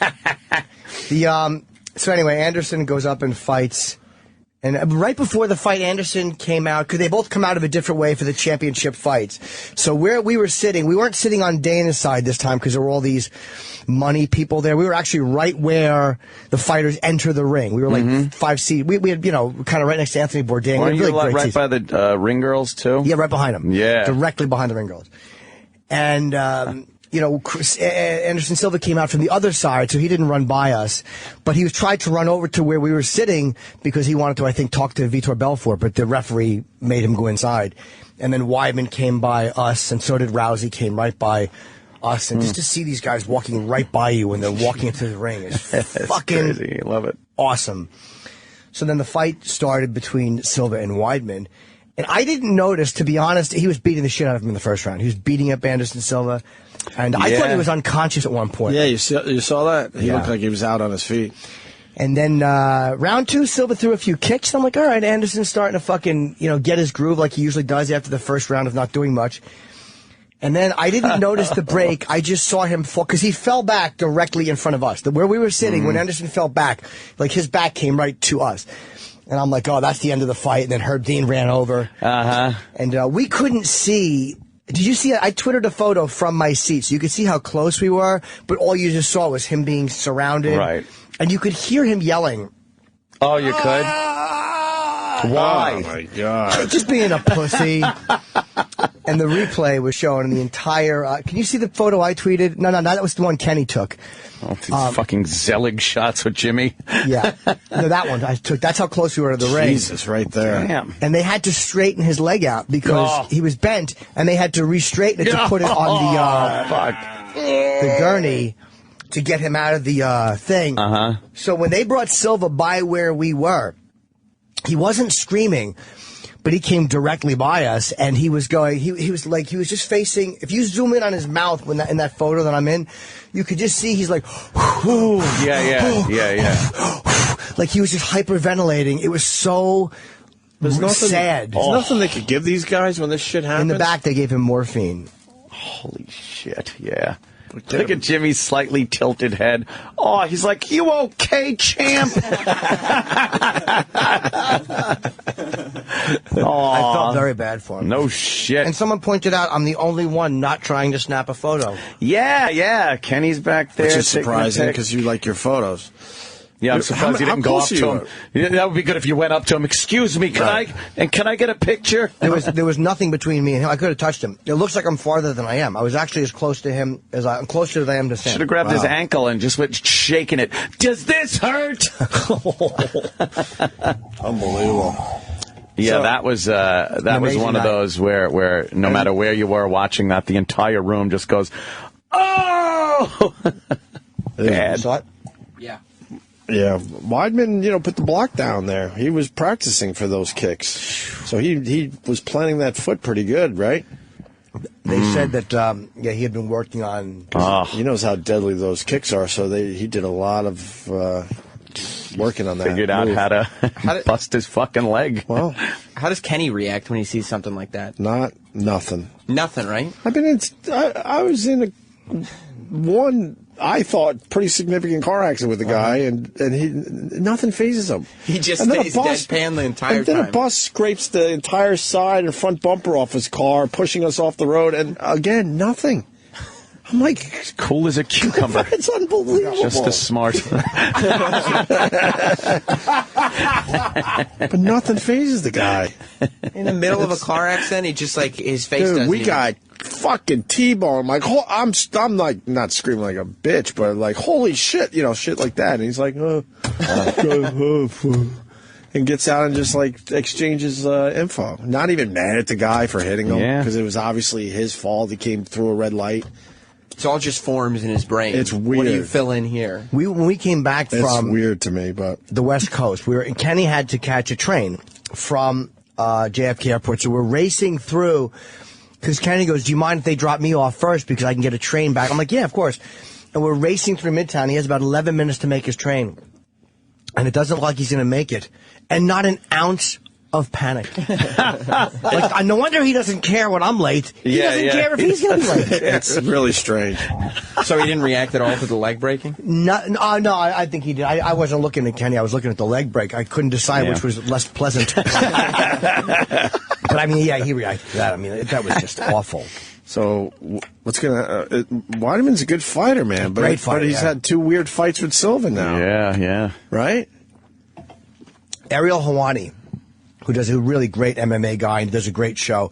I saw him after the fight, and he says, the one downside is people are not going to give Weidman his due because of the way it ended. And I was like, well, that's a great point. Mm-hmm. But he was beating the shit out of him in the first round. He's a strong fuck, man. He was. It was, watching that, I was like, okay, look, Silva's not fucking around, and he's still getting his ass kicked. Mm-hmm. Yeah. Long Island zone. Yep. It's from Strong Island, baby. Him and the Islanders. Oh, yeah. Someone said Silva's got they put titanium in his leg or some shit. Supposedly he's not. Titanium. I was reading up on him yesterday. He's not retiring. He's coming back. How do you go back into a ring and throw a kick? I was going to say, even if you're, obviously completely healed, and even if you're well trained for that fight, how do you at that point you throw that first kick and you're like, You're turning him into Wolverine. Yeah, exactly. And he was weird coming into the ring. Rogan was talking about it. He was stopping and crouching down. And what was that all about? Did Joe tell you? Because I know you went out with Joe a little bit after the fight. We had dinner, yeah. I saw him twice, actually, when I was out there. And did he explain what was going on with Silva? Sorry, I'm chewing. I'm so hungry. I was eating a sandwich. I'm fucking dying. Did you say I don't chewing? know. I don't know why he was. Joe didn't know why he did that. I wonder if he was just scared or if he was praying or meditating. I don't know. He seemed a little out of it or unsure about the fight or something. I don't know. In between rounds, he looked uncomfortable, too. He did? That's got to be a hard one to come back from. Mm-hmm. He's saying he's not. You want to see it again? Who doesn't? This is like slow-mo, I think. Oh, nice. Wrap you around. His foot almost kicked him in the ass. Oh, no. John Danaher said after the first fight that was what concerned him about. It's like, hey, oh my God, let me try to put some weight on this. Oh, yeah, that's not working. Rogan is just great at it, too, isn't he? He's fucking action-packed commentary. It really is. Rogan's great. He's got the perfect fucking attitude and voice for it. Everything sounds like a fucking amazing thing going on. I went and saw him live after my Hard Rock show on the Friday night because I hadn't seen Joe's set in years. Oh, right. Really funny, man. That Death Squad show was Joe, Ari, Joey Diaz, and I came at the very end of Ari Shaffir and Brian. Red Band. No. Brian, oh God, Brian. Oh, yeah. And I saw like the last 5 minutes of Ari, and then Rogan went on, and he really made me laugh, man. It was some really funny shit. It's just been so long since I've gotten to watch him, but there's a couple of bits he did that were fucking hilarious. Yeah. I was thinking about him quite a bit. How's Diaz? I didn't see Joe. He was good on personality-wise. It was good to talk to him. But I didn't get a chance to watch his. He was already done by the time I got. We had there. him on once. We got to get him back. We did have Joey on, right? Yeah, a long he's a time. funny dude, man. A few years ago at this point. All right, we'll take our last break. We go to 10:30 now. I hope people know that. They'll figure it out eventually. Yeah. All right, so we'll finally talk about the two-penis guy. Oh, that was teased on a pre-show. You got to talk about it. I know. You can't turn me into a liar. Make a liar out of me. Lose the integrity of the pre-show. So there's a half-hour pre-show. Yeah. Then there's a post-show. Pre-show as in fucking stamens the stuff that drips out of your cock and ruins your underwear. Here comes the pre. I didn't hear that joke much on Twitter. I didn't think so, yeah. Oh, you did actually, right? I did a couple times. Yeah, a little bit. In between the video of the guy saying he'd fuck the missing girl on the news. Yeah, okay. You blew that one. That was you. It wasn't by myself. I didn't tweet any of you guys. Can't blow it. Spread that. Said. Spread it around like so much shit. Yep. It's funny to me. So the new time for the show is 6:30 to 10:30, and Sam does a half-hour pre at 6, and then half-hour post at 10:30. Yeah, but then we might fool around with that for the West Coast thing. Yeah, we'll see. We got things to figure out. Thanks. I guess is Tim out there waiting to talk to you? He's scheduled to be. Ooh. I just saw him over there. And now, another bedtime story with Jim Brewer. Listen to this one. I went to Iowa, Dubuque, Iowa. We roll up to this gorgeous hotel. Gorgeous hotel. The kid comes up to me. He's got a camera, and he goes, Brewer, your dad has to go. He has to go now. And I know I've got about 5 seconds to get him out in the toilet or it's over. So I go there. I open the door. And when I open the door, there's shit on my fingers. So I'm like, what is this?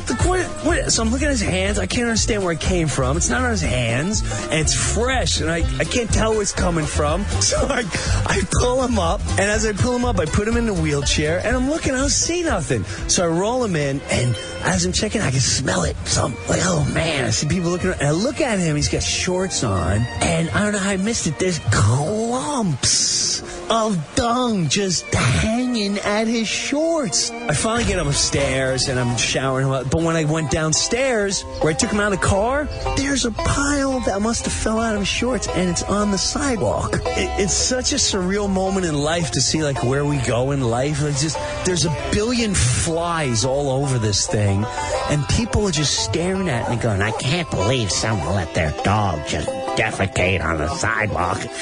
Stay tuned for more bedtime stories with Jim Brewer. The Opie and Anthony Show is back on Sirius XM. Best news ever.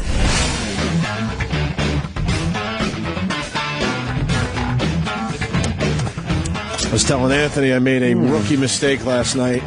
Whoops. I only check my mail once a month. Really? Like regular, real mail? Yeah, no joke. Snail mail. Because I live in a building, so it's not like a house where, I'll walk out. Yeah. And I only check it once a month for the bills. We're blind to their tyranny. Right. And the only thing that was cool in the last month was the screeners. Yeah. So all the hot Hollywood movies we finally get to see at home because we're part of the Screen Actors Guild. Do we get to vote, actually? SAG. Yeah, as a member. When do we get to vote? I don't know. All right. Who do we vote for? And then the only other thing that was great was I got a bunch of Christmas cards. Not so great. Good for you. Your kid's getting bigger. Who gives a fuck? But the Stengel Brothers Christmas card I finally got to see. It's hilarious. Yeah. I saw it on Twitter and all Rolling that, Stone cover, yeah. But to actually hold it in your hand. The John and Yoko Rolling Stone cover. Justin Stengel is not supposed to be that big. You could tell because his legs are so tiny. I think he's supposed to be like 150 pounds. But I love how proud and shameless he is about it. Oh, yeah. He's amazing. He's just in his little tighty whities. Doesn't care. Just spooning his brother. That was vulgar. Did most people see the Christmas card by now? I have it displayed in my home. Yeah, that's a good one. It's phenomenal. Yeah. It should be. We can probably put it on our social media. What's our social media? What's that about? Is that something different now that we're a media destination? Yeah. Well, we visit our social media destination at O&A Show. Okay. Nice. But the rookie mistake, I paid a shitload of bills. Oh, that is a mistake. Had to be whatever, at least 12. At least, where I'm filling out the checks because, gotta look at that fucking picture. That's fantastic. The fuck is wrong with his body? You're right. It is like it's almost like you took a picture of a tall person, right, and just shrunk the picture down. There's some from top to bottom. There's some forced perspective in there. Yeah, I think you're right. But still, oh my God. You get that out there for the people. So I fucking wrote out all these checks for these bills, which is just a pain in the ass, and then. As I'm licking the last envelope, I went, oh, my God, I wrote fucking 2013. Oh, boy. So what do you do? What would you have done? Well, God. Yeah, I'd open them up. And once again, I was imaginary fighting. Yeah. That's my new thing. Not imaginary fight. I'm fighting with invisible people because I get so mad. That's great. Where you do all these moves like you don't know what to do with yourself. There's no one to blame but yourself. I don't think that would have been a problem. Yeah, they kind of expect that, I think. Yeah. I wrote 1812 on my bills. There's a lot of explaining to do. That was 1860 because, Why?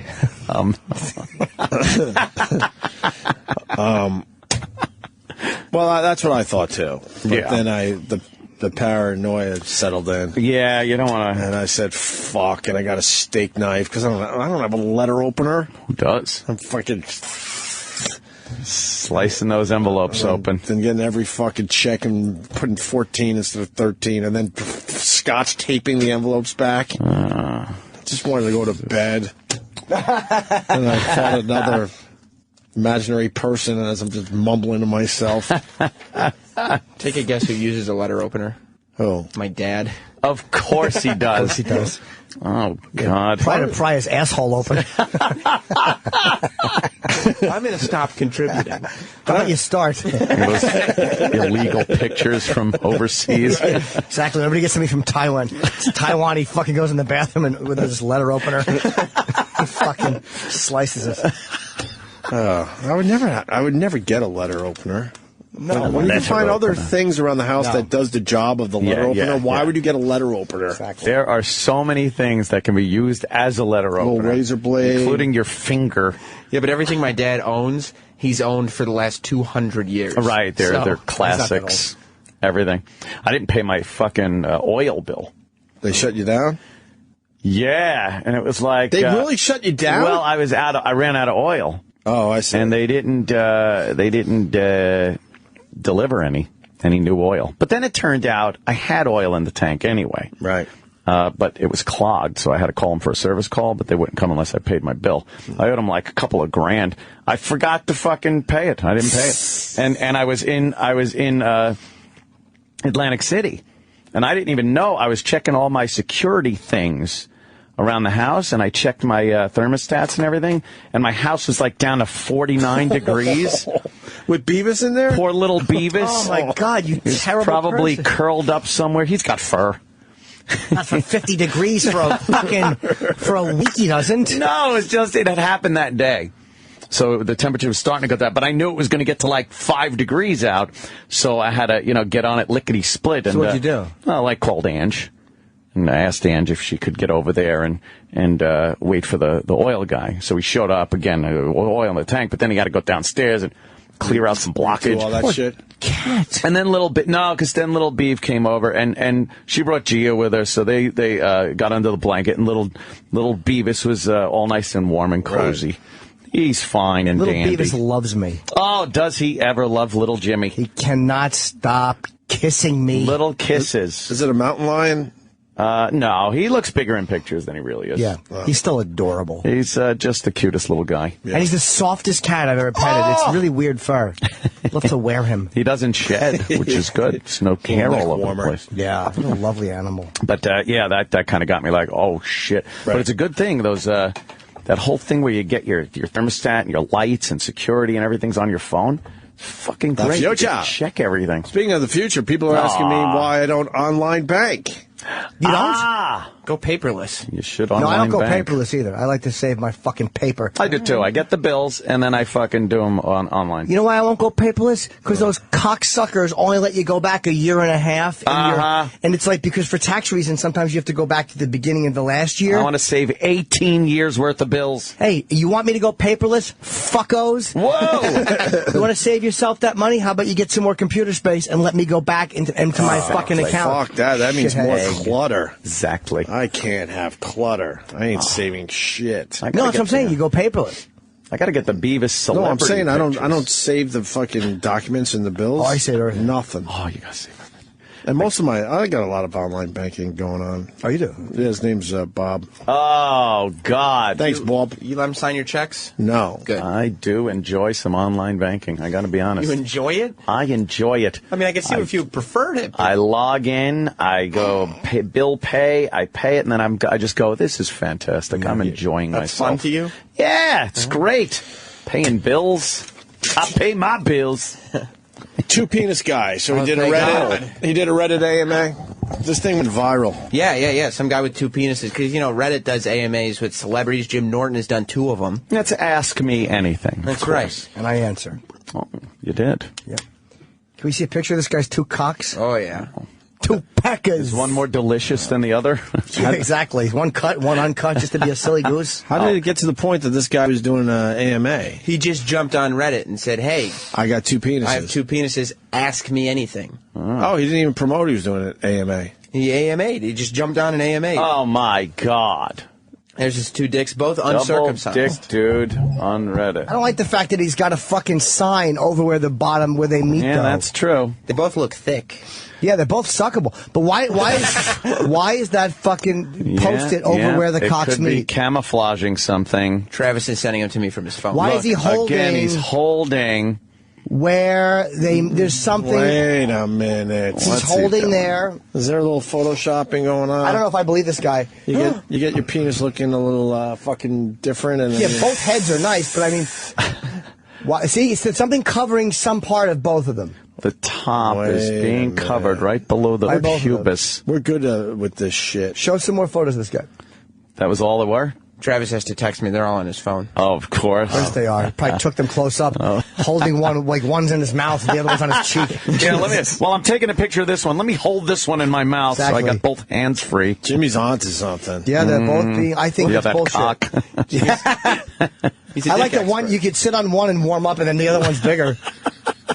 No, but he's holding his cock. He's holding the smaller one. Because the picture would be to have him hanging there. Just You'd be hanging. like, what the fuck? Travis said those are the only 2 he has without his own. Oh, boy. Absolutely. I'm going on record saying it's fake. I'm saying fake. This isn't like the first case. Why wouldn't he just put his hands on his hips and let him swing? Two penis guy, the fucking 2 cocks, the bottom of that, the shaft of the dick, and part of it is covered by that post-it. Yep. And part of it is covered, the same part is covered by the fucking hand that he's holding. Not buying it. We're pretty jaded on this show. I'm going to go with fake. Fake, fakety, fake, fake, right. I'm saying. Right. Is there any other articles on this guy or anything? Yeah, a lot. Let's see his pictures. Yeah, where's more pictures? No, Dictures. What? That's not a picture. There's articles about him, but there's not pictures. There's no more pictures? Those are all the pictures that I found of his What about penis. anyone else with a double dick? Let's find out. Right? Why would he cover it up like that? He's showing most of it. But the part that doesn't even... He's covering up, and not that split dick thing. No. Oh, man, there's like... Oh, wait, is that him again? That kind of looks like him. But now... Okay. Wait a minute. Something's not quite... Right. Well, yeah, you know what's not right? There's 2 penises where there should be one. Yeah, where there should be one. Yeah, one is cut. They're both uncut, but one head is popping. Can you make that picture bigger, Sam? Oh. Sure. I want to zoom in on the pubic area, I'm saying. No, yes. Zoom in. Let's say he's got... I think, look at this. This webbing looks real right here. Does it? Look at that. There's some skin stretching. That's a little wax from a candle. You think so? Yeah. Yeah, maybe that.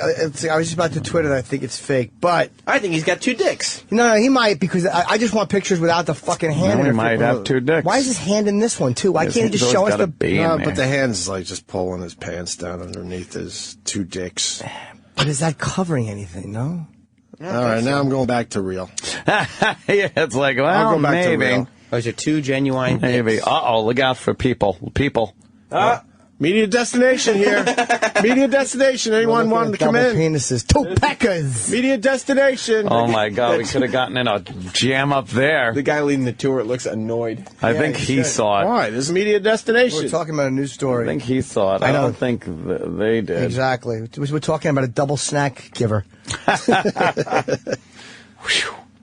That was our first opportunity at being a media destination. Media destination. We blew it. And nothing happened. Well, we blew it. We showed a bunch of people 2 penises. Oh, boy. We blew it. That was bad. So we got the 10 fascinating facts from the man with 2 penises from his AMA. He became a Reddit sensation over the last 24 hours. He covered all sorts of topics. His condition is known as diphalia. Diphalia? Makes sense. Also known as double dick dude. Oh, yeah. Technical terms. Number 1, high school was hard. LOL. When asked if there ever was a time when he wished he had put wished he had but one penis. Double dick dude replied, high school. When a Reddit user tried to cheer him up by saying, but you were the baddest motherfucker in the locker room, right? He said, when it first got out, yeah, but then it became a joke and guys immediately thought I was gay because, I guess I chose to have two cocks. I'm going back to fake. Why? You don't think kids would call a kid gay if he had two dicks? Because he's got one dick, and then if you got another one, He must love dick. he loves dick. A couple of those. I'm going with fake for this reason. Okay. We've all been in the locker room, and it's kind of weird to walk around with one dick. If you have two dicks, you're not walking around at all. Yeah, you think you're covering up? Yes, in high school, yes, everyone covers up. But what if they're swimming or something where you have to see a dick?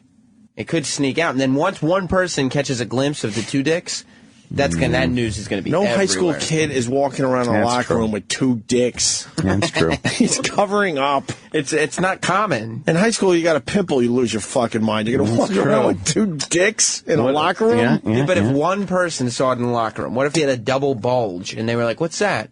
All that has to happen is one person needs to see it, and then the whole high school finds out he's rocking two dicks. High school... Or if he hooks up with some chick, and she opens her fucking yap about it. And she would. Oh, yeah. Because she'd be jerking one off and sucking the other, and she'd tell everybody. Crazy. No one was nude in the boys' locker room. Nude. They just weren't. Well, what else is he saying that might lead us to believe? I'm going back to fake. Okay. 2, he's happy with his anatomy. He's happy with his anatomy. Okay. He's not a grammar guy. Has he ever considered having one of his penises removed? In my mid-teens, yeah, he said. Now, hell nah. Oh, hell nah. Damn, he likes his dicks. 3, most of the women and men he's been with... What? Nice. What? This is just a sexual dude. He's got two dicks. He just wants to fuck two whatever. Dicks, no waiting. Yeah, I guess there's people probably like suck his dick, like take carnival pictures, like you and your date can each suck a dick and look at each other like, hey, what are we doing? Like two straws and a malted. Yeah, look, the skin in the middle is like, what do you want from me? Going back to real. Yeah. Going back to real. Look at you. Because then that now proves why he was naked in high school. Okay. Showing them cockles. Likes the he dudes. was putting some lures in the water. I heard you. Most of the women and men he's been with enjoy the extra penis. I've been in a serious relationship with a girl and a guy for a while now, he said. Oh, shit. I call it monogamous because we are exclusive. She enjoys it. The 3 girls before her enjoyed it. It sort of made a few run screaming in the past. Usually the ones I get to know well before we date are cool with it. I don't talk about it otherwise. Like, if I'm not going to have sex with you, you won't know I have 2 dicks. LOL. Yeah? Fake or real? I don't know at this point. Let's go real. I might go real on this. I don't know. I want to believe there's a hypersexual man with 2 penises walking around. Yes, he has inserted both into the same hole. No, his 2 dicks are pretty sizable dicks. Yeah, above average, right? Let's just say it. They're fucking nice.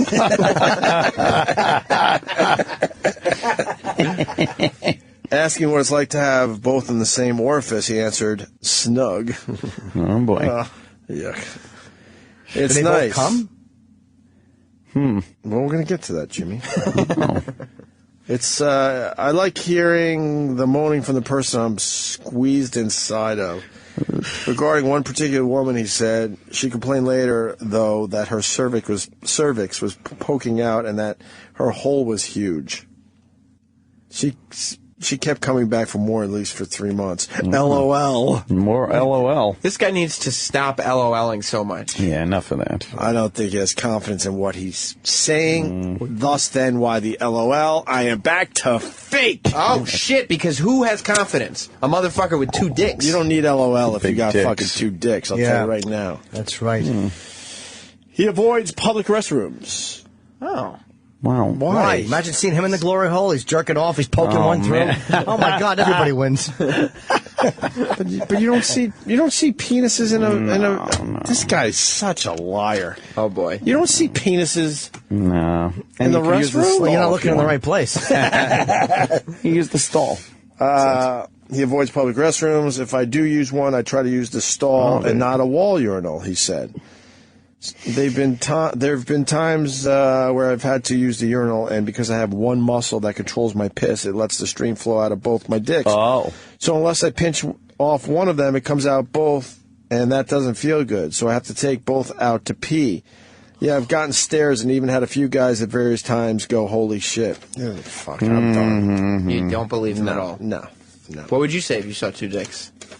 Hi, Ann. Hi, Jim. That's every morning. Are you guys buying this?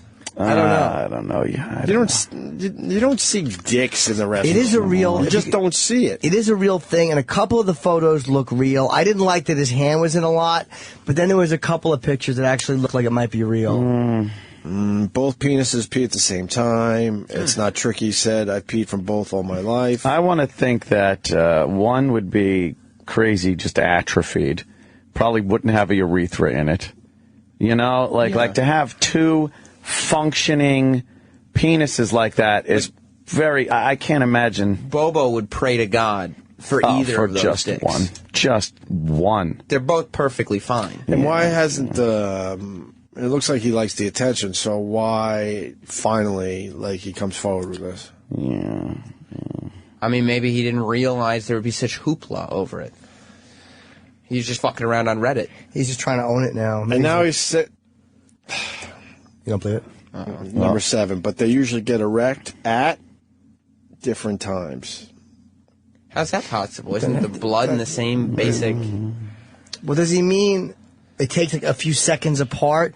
When he says different times, does he mean 8 o'clock and then 4:30, or does he mean a minute apart? Let me read on and let's try to figure this out. It always starts that way, he said. The left one starts to get semi first, then stops at a certain point.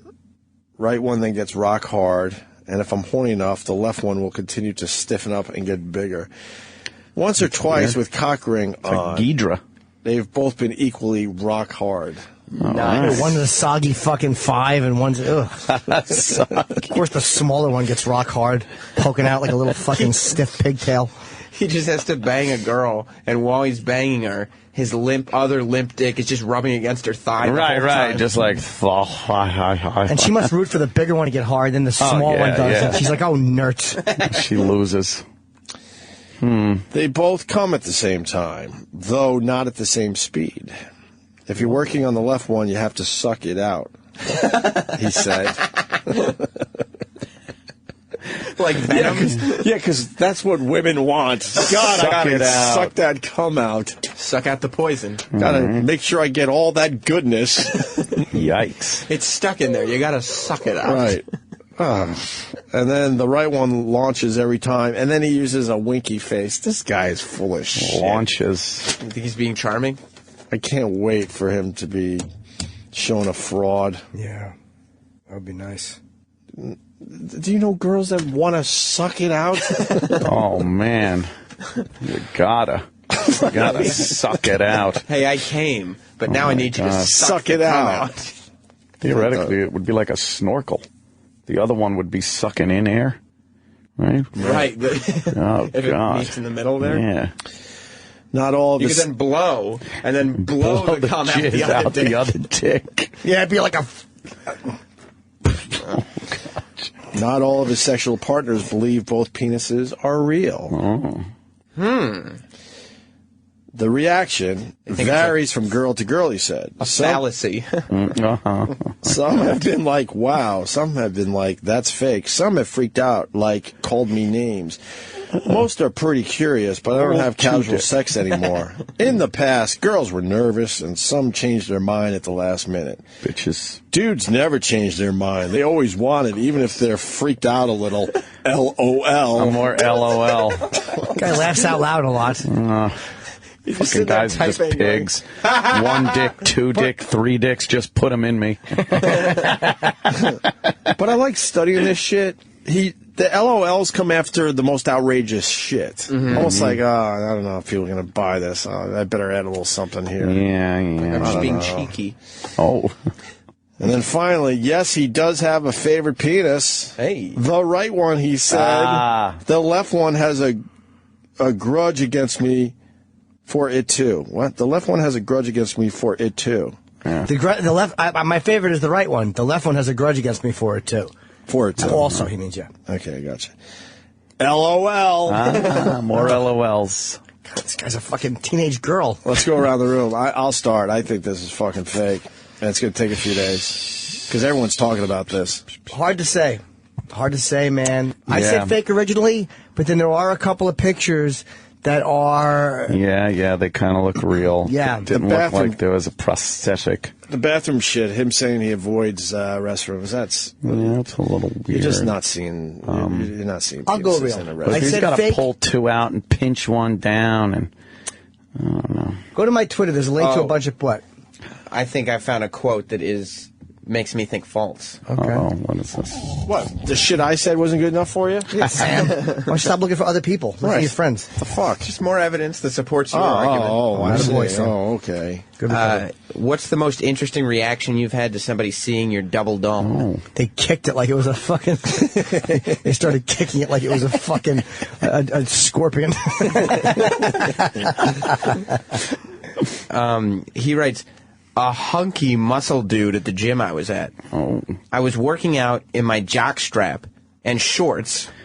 Oh, okay, and shorts. Just it slipped out. And the shorts were very baggy and loose, and I fell out of my jock on either side, and somehow he noticed. Oh, Christ. We wasted time on this. He asked me in the locker room if he could please see them. I asked him, "Are you gay or something?" And he said, "No, but I think I am now." It was great. That is a made-up story. 2 dicks turn guys gay? That what happens? Travis? Travis? I only found out about this yesterday. Oh, all right. Travis, Travis has been trying to fucking cut an extra hole in his... Oh, boy, did you ever. Sorry. Yeah, Travis. Travis, what do you think? I'm going to go with real. Going real.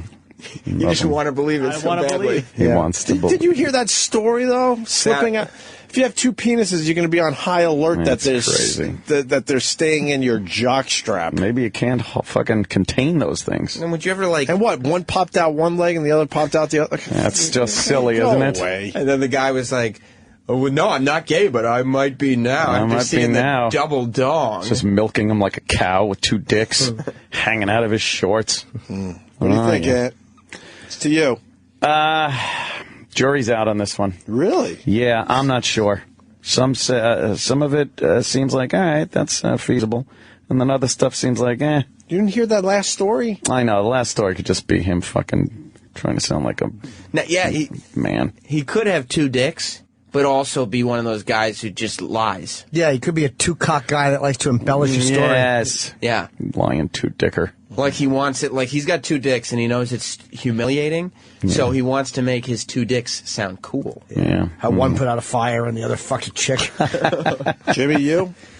Again, I'm kind of in the jury's eye. First I said fake. And then a couple of those stories I think are bullshitty. Yeah. But the thing that makes me go, maybe it's not fake, is a couple of the photos where it looks like he wouldn't cover his dick in certain pictures and then release ones that it was uncovered if he was just covering to hide a And it fake. didn't look like something was welded on there or something. Yeah. It kind of looked Well, they real. probably would have I don't photoshopped. know. They thought they would have welded. Maybe onto the welded. The one photo looked pretty. The one photo looked pretty real. Yeah. But photoshopping's getting pretty fucking That's kick-ass true. these days. Yeah. Sam, I am going to say, based on that story, the last story, he's a liar. Wow. But he might be a 2-dick liar, yeah. That's the only thing, is if he's a 2-dick liar or not. Yeah. Could he be a 2-dick liar? Because you didn't really take that into consideration, Opie. Some liars have 2 dicks. Just because you're a liar doesn't mean you don't have 2 dicks. Right, and just because... And if you have 2 dicks, doesn't mean you can't be a liar. That's exactly right. But the avoiding the restroom is kind of hack. Yeah, it is. Like, what would I say if I had 2 dicks? Well, I would have to say I would have to avoid the restroom. Yeah, That's true. I'm alone on this one, huh? No, you're not. Oh, Jimmy? Do you think he's not? You think he's a 1-dick liar or a 2-dick liar? Can we all agree that he's some kind of a liar? I'm leaning towards... The dick with his mouth open. No, I said leaning, not nose diving. I am... It's quick. Leaning... He's a quick motherfucker. I'm going to say fake. Why? Wow. New evidence? Wow. New evidence? What do you got? Go to the... I got a tweet. Whoa! With go to my Twitter. You know what? I got a tweet too. It's, there's something. Go to Brandon. Wait here. This Twitter. There's one of the pictures is making me think something. Double dick hater at Twitter. There it is. All right. Sam Roberts is eagerly looking at Janice. I gotta keep looking at it. Stop, Edgar. Fuck. Got it? It's a bad Twitter name. Shut up. Is it one of those that's very hard to Hurry up. remember? Yeah. What's going on? It's ONA Top Lels. I don't know what that is. What's going on now? That's him. Go down to. See, look. Go to the top. Go to the top. The top one is bare. You can see both cocks. The second one, they're both coming out of pants. Go down that one. Now, right there, zoom in on that one with the hand. Oh. Look, just zoom into it. Let's see. All right. Oh, yeah. Look at where. That's fake. What? There's something about the hand. Well, this you can tell. It looks like this looks to Holding me like that a cock cut. does not look right. There's something about where the thumb is going behind that dick. Like, why is the thumb cutting right into the dick? But is it the same guy? Right in the middle of the dick. This is all the same guy. That looks like the same dicks. Now what's that? Oh, again. But again, he's covered up. Bear's covered. See, that's all right. bare, though. But that's bare. Well, that's not covered. And how many balls does he have? One big ball. Go back to the one. Go back to that one. Bye. Go to the double underwear one. Go to the double underwear one. No, the down one. The double jock one. Keep going that one. Now zoom in on. I'll take that out and zoom in on it. Yeah, zoom in on that. Let's see what the fuck. I don't know. That one looks a little more real. Looks like two progeria arms. He made. Oh God. No, I don't know if that looks like it. I don't buy that coming out of his jock like that. He may very well be a two-dick liar. Go to the next one down. Next picture down. This is the This one? Exhibit. Yeah. Yeah, that's one that turns me on. All right. What? That big ball in the background. Right. Now. I don't like that we can all see his manscaping techniques. Oh yeah. Trim down pubes. I'm going fake. You are. Yeah, fuck it. It's important to take a stand. Take $100 from anyone. I can't tell. Yeah? Well, no. That one's kind of growing out of the side of the other one. It's really hard to tell, man. I mean, this looks weird. Yeah, it's two dicks. Right. By weird, weird, he means delicious. Yeah. It's like finding two donuts in a one donut box. Get it? Oh. And did he talk about DP? Well, he's talked about shoving them both into one hole. Yeah, but why wouldn't he go for the obvious? Does he have that kind of flexibility? Yeah, he once might not they're be able hard? to get them both hard. Because the one is hard and the other one just kind of gimps along like the fucking country singers. Love to talk about this all day. Yeah, we're going. Do you continue right from here, or you have to do a break first? I'm going to do a break. All right, now we got a post show. Post show. We're going to figure all this shit out. Just hang in there. Right. Hey, today's the last day for our old pal, Mayor Menino. Oh. Yeah, He was the mayor of Boston for 20 years. Today's his last day. Who would think we would outlast him? Oh, my God. After all the trouble we've been in over the years. Isn't that amazing? His last day, and today is kind of like your first day, you know? It's not. Shut up and just play the dumb Sarah McLachlan. I got a plug thing. Yes, Jimmy. Jimmy. This weekend, Raleigh, North Carolina, good nights. And then the weekend after that, Atlanta, Georgia. No, 23 through 25, Atlanta, Georgia, Punchline. February 6 through 8, Washington, D.C. Improv. And then February 14, 15, AC, Borgata. I want to go to Atlanta. You should, man. It's a great Borgata. I got a nephew at Emory. It's an amazing room. So maybe I go down there. I check out my nephew. I check out a little Jim Norton. Yeah, you should. Maybe I'll do that. We got this then, today's show. We'll see you guys tomorrow. 6:30 a.m. tomorrow. So, you know, I am not a fancy talker. That's for sure. Boston is a minority, majority city. Will you remember me? Let me just say, I will not be carried, I shall not seek. Let your life pass you by. Thank you, Donald Stearns. Thank you, NBA.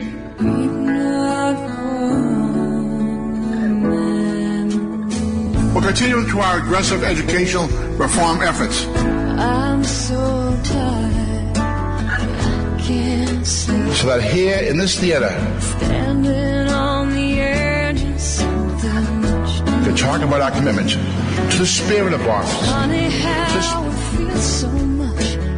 Live, learn, prepare. Screaming inside. 2013 will also make Boston the premier city for working women. I will remember. I said that our waterfront should not turn into anywhere USA. Will you remember? Instead, through creative and some assistance,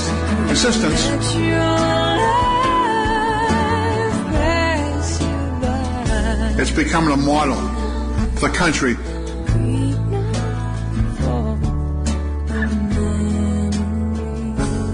For how to rebuild the economy around new and growing industries.